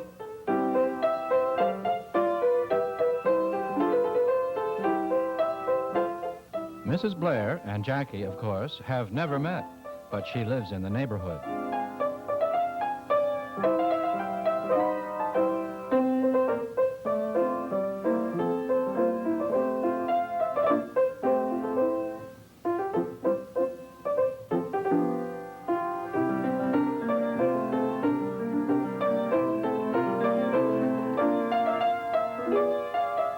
The sort of fate that worked overtime in Jackie Coogan pictures and later in those of Shirley Temple brings the two together, neither knowing the identity of the other.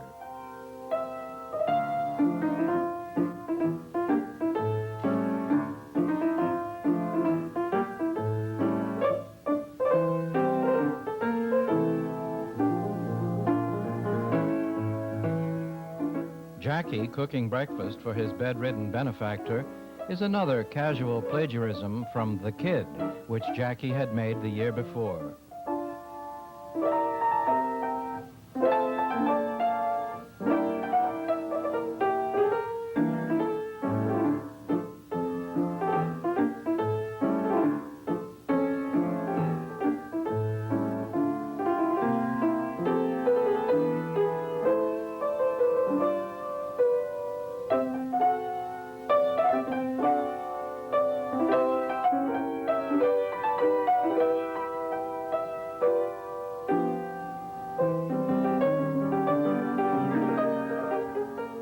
Captain Bill is played by Claude Gillingwater.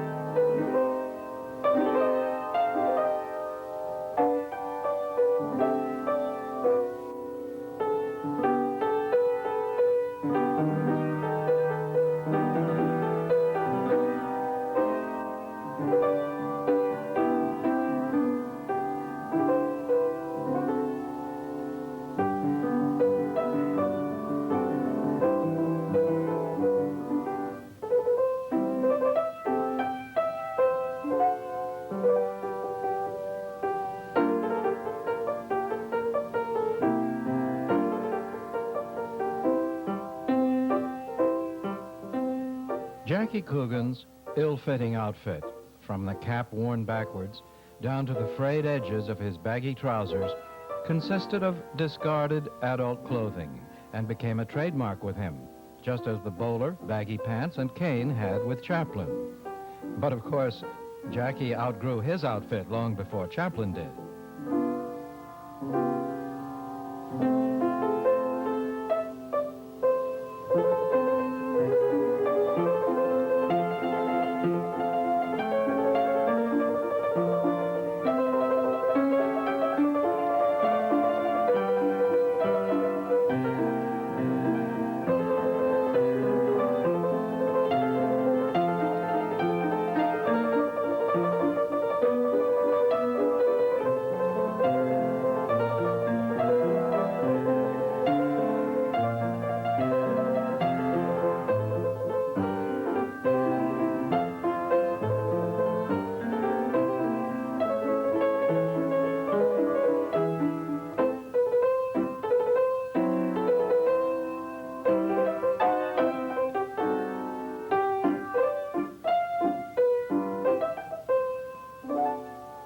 While Jackie Coogan undoubtedly had learned a great deal from Chaplin working with him in The Kid, he was a great little trooper on his own with talent to spare. His performance in this film, running the gamut from pathos to song and dance and straight comedy, helped convince the doubters, who had given most of the credit for Jackie's success in The Kid to Chaplin, and paved the way for a whole series of filmic escapades along similar lines. Peck's Bad Boy, for instance.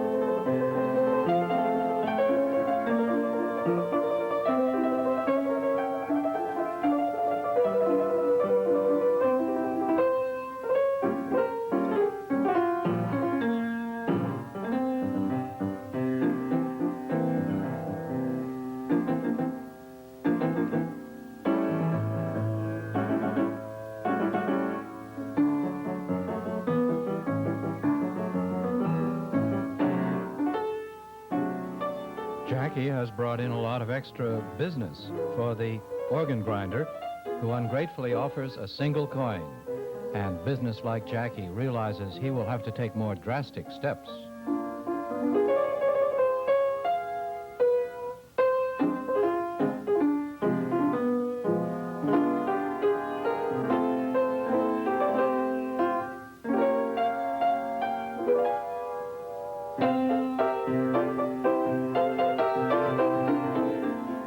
And so into another one of those high-speed chases without which no Coogan film was complete. Whether the pursuer was a heavy, as here, or an officer of the law, audiences rooted for Jackie and applauded whenever he outwitted his adversary, as he always did.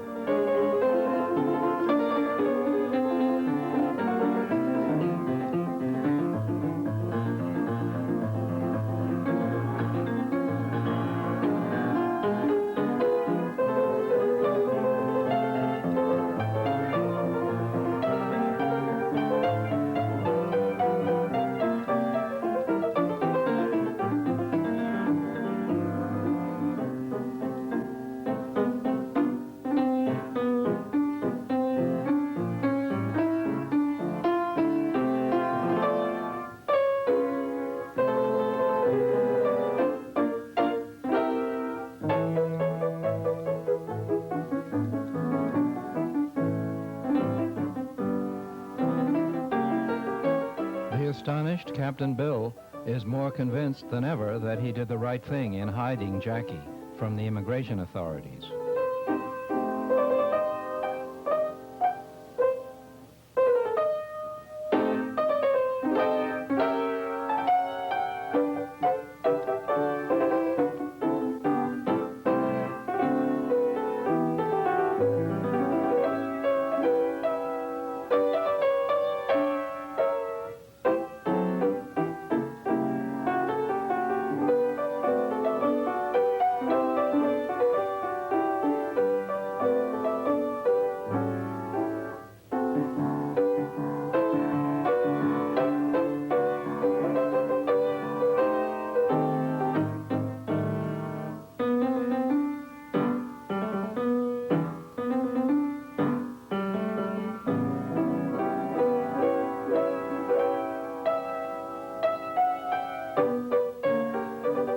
But of course, Captain Bill knows that the law cannot be ignored forever and that trouble still lies ahead.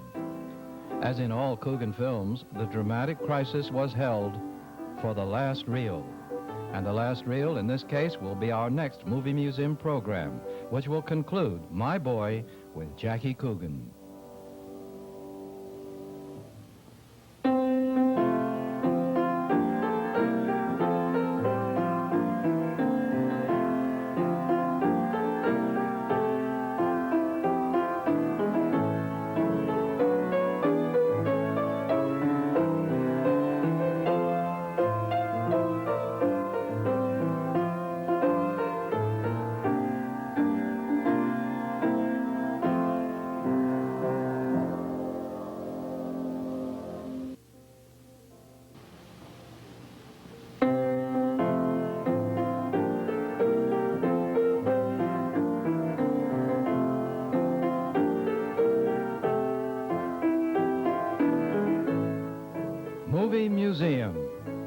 Presenting rare original footage from the first quarter century of motion pictures, selected from the archives of the Killiam collection in New York City.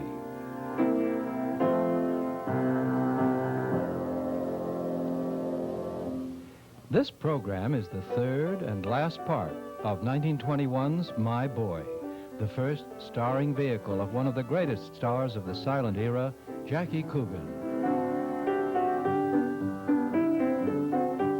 Jackie plays an orphaned 5-year-old immigrant. A party is being given for local children by Mrs. Blair, Jackie's rich grandmother, played by Matilda Brundage. However, she has not as yet located the youngster who, fearful of being deported, slipped away from the immigration officers. He has found a home with Captain Bill, played by Claude Gillingwater, a rough old sea dog whose basic kindliness has been brought to the surface by young Jackie. Simple little tales like this, obvious and sentimental though they were, had a tremendous appeal in the 1920s for audiences of all ages. More than once, Jackie and Rin Tin Tin, in comparatively cheap pictures, saved the day for their studios when their costly prestige pictures failed to click at the box office.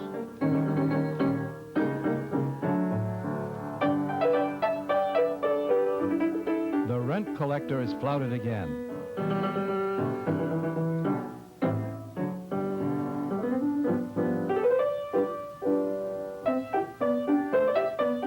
Jackie trots happily to the party, not knowing, of course, that it is being given by his own grandmother.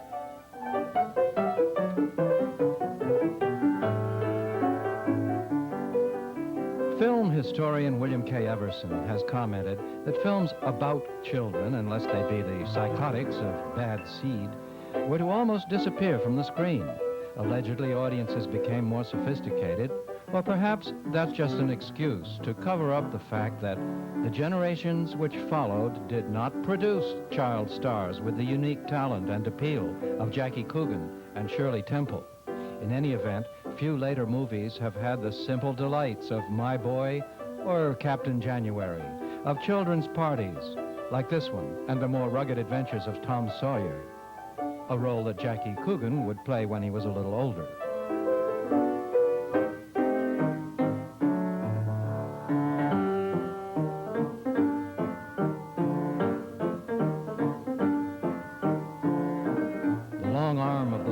Still reaching out for Jackie.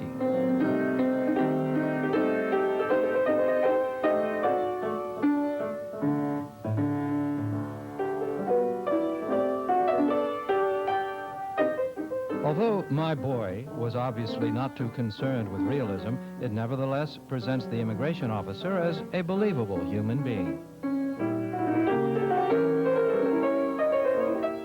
In later years, immigration, truant, and orphanage officers were inevitably represented as tyrannical oppressors of children, and they were usually played by mean-faced Charles Middleton.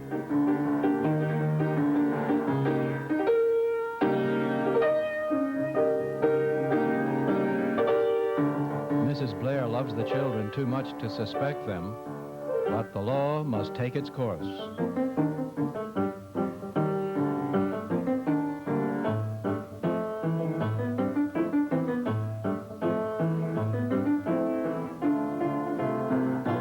Jackie, obviously not guilty, but with a secret to hide, makes a break for freedom. Coogan fans who expected and got a good comedy chase in each film were given a bonus in this picture, My Boy, which has 2 such chase scenes.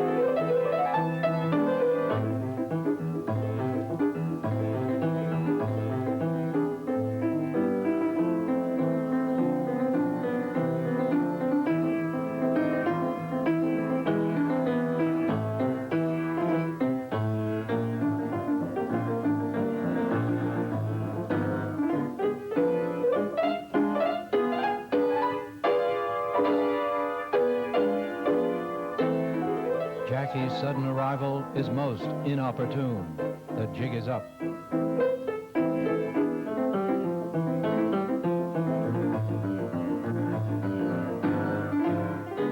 Or is it?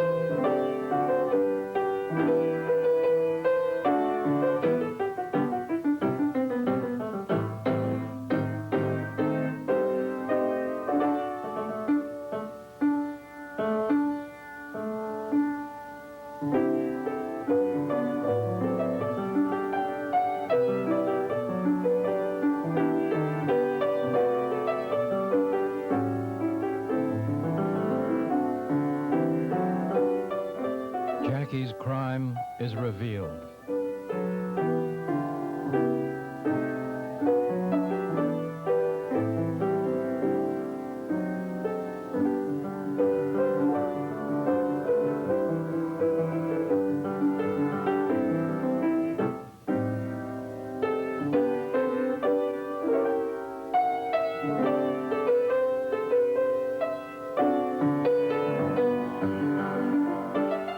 Mrs. Blair's maid arrives.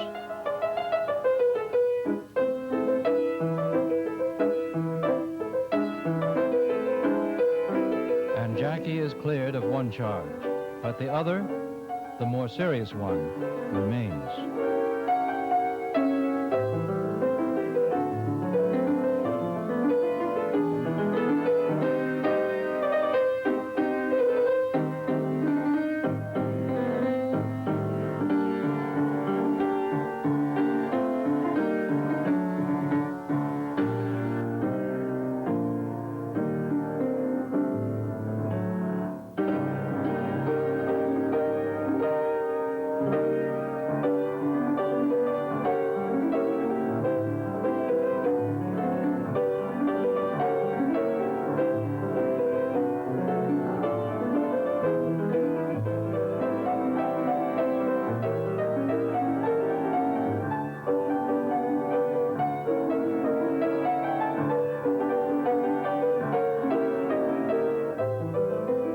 Could there have been a dry eye in the house? As this scene first unreeled in 1921, the law satisfied, a grandmother united with her daughter's child.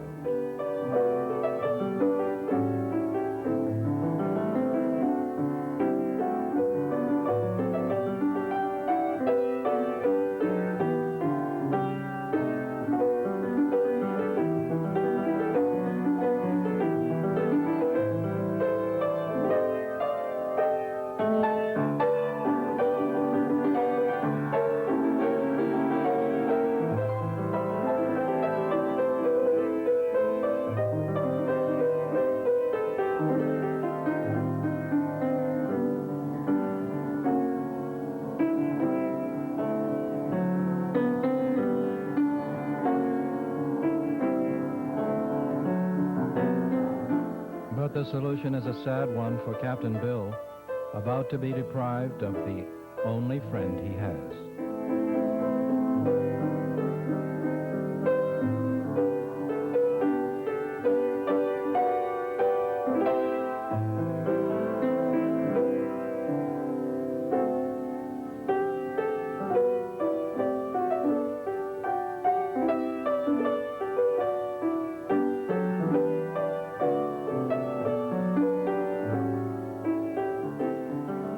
Of course, the audiences of My Boy would have been most dissatisfied if this rather grim note had been sustained.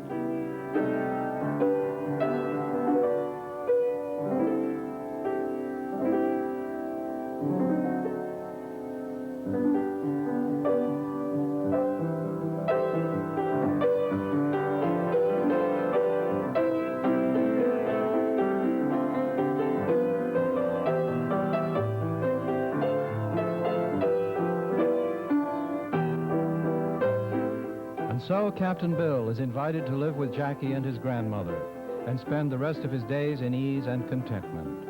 All the film lacked in 1921 was a closing announcement, and they all lived happily ever after, which we will add now.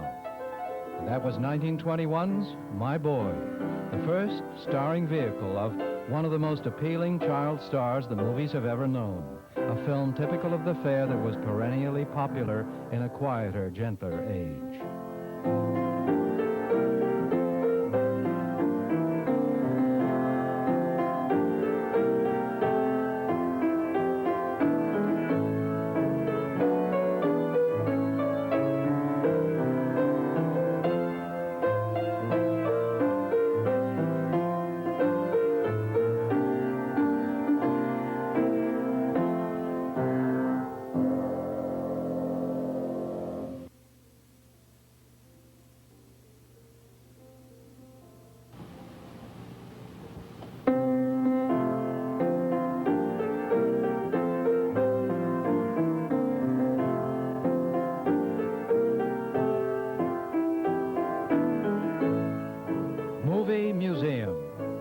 Presenting rare original footage from the first quarter century of motion pictures, selected from the archives of the Killiam collection.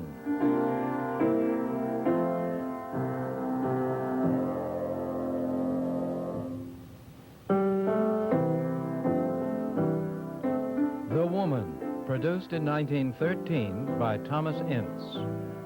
The Woman is Mary Walton, a successful opera singer, played by Leona Hutton. She's been in New York, but is returning to her suburban home in the East to be with her husband, John, who is growing steadily weaker from consumption. Consumption, or tuberculosis, has long served scriptwriters well, as it could be presented dramatically, yet not distastefully. Not the least notable instance was, of course, Garbo's Camille. At the time of this picture, TB held first place as a cause of death in the United States, claiming over 150,000 victims annually.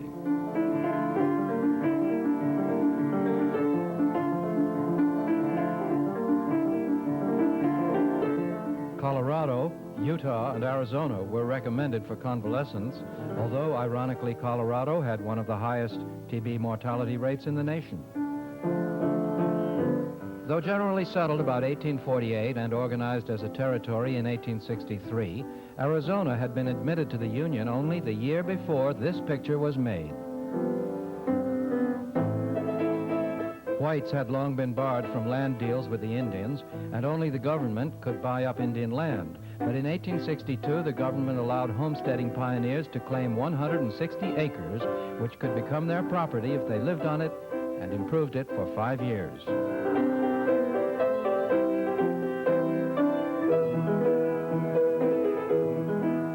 Regulations stipulated that only men, or the acknowledged head of the family, could compete in the dash to stake claims.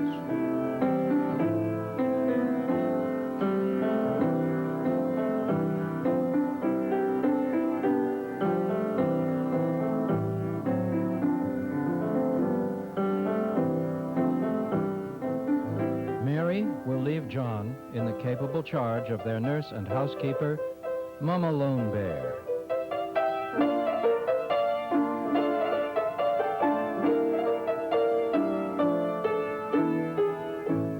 The disguise may not seem very convincing to us, but 1913 audiences took seriously any situation involving tuberculosis or the opening of the West.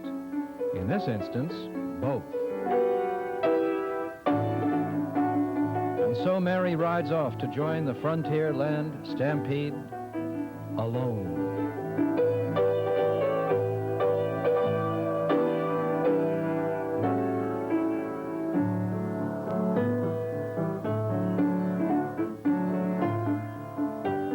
background detail of the homesteading scenes in The Woman is remarkably accurate, considering this was one of the first depictions of the land rush on the screen.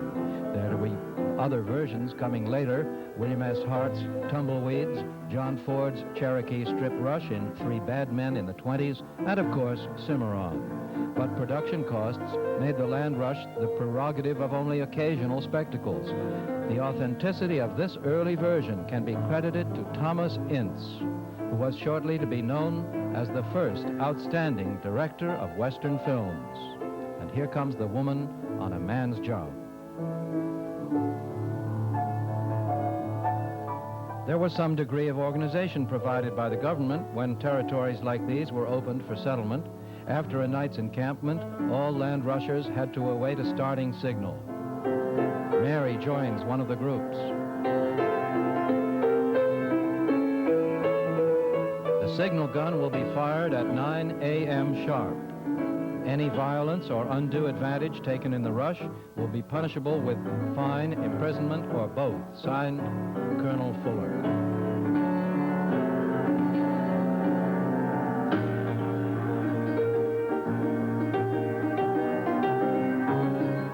Slipping in ahead of the rest, The Woman races toward a new home.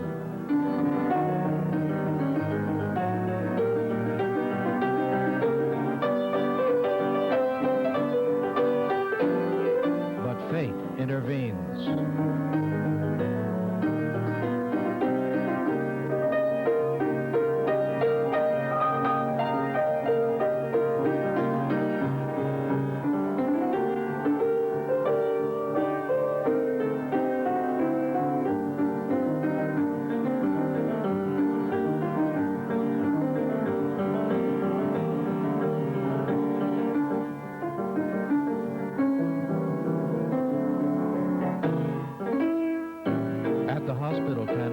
Her true sex is discovered.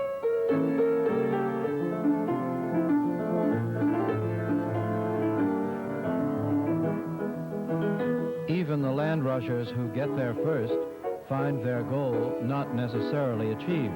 The physical staking of a claim carried no legal weight until it was recorded at the nearest town.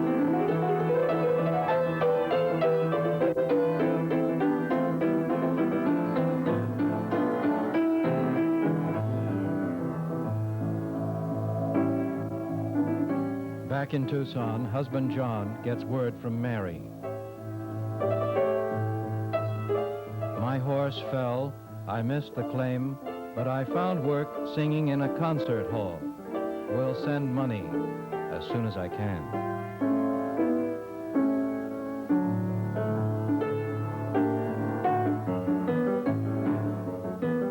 The concert hall is actually a frontier saloon.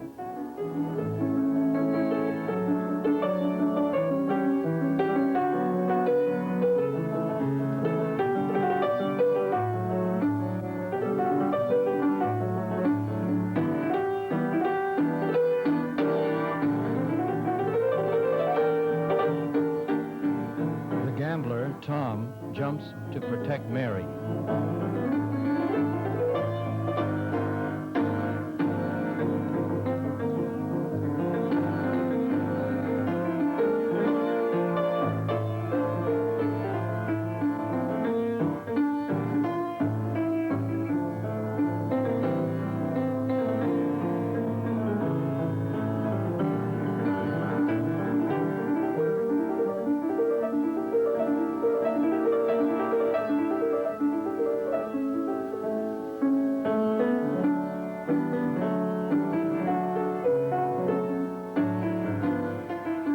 Doesn't explain to Tom that she herself is trying to protect someone else.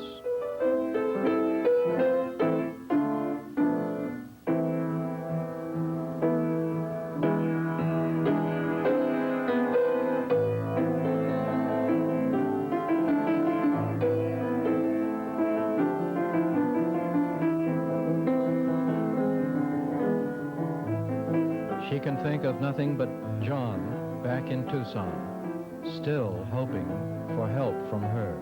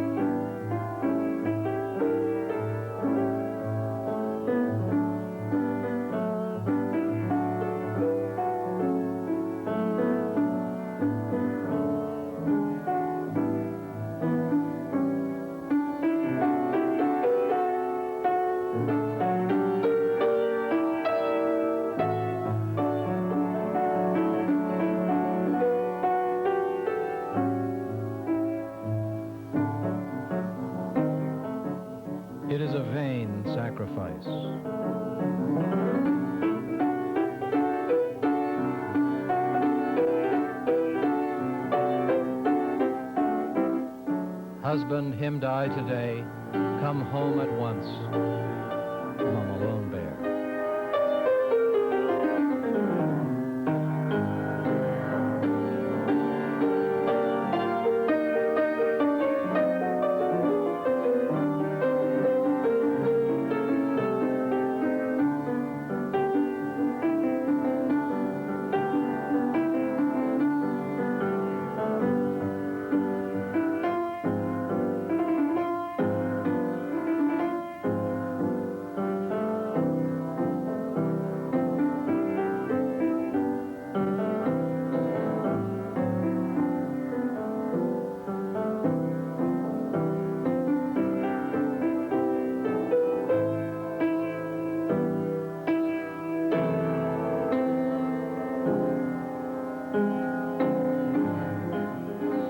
Mr. Broughton, it was wrong to marry you, but I was desperate, as he was in want. Forgive me for the sorrow this will cause you, but when love is dead in a woman's soul, life is only a burden. God bless you for your kindness. Signed, Mary Walton. And so, stark tragedy, an ingredient that Thomas Ince used as a shock ending as frequently as Griffith used the chase, brings to a close The Woman, a remarkable Western without villains, in which consumption, bigamy, and suicide, rather than rustling and range wars, carry the plot. It was the end of an era in Western filmmaking.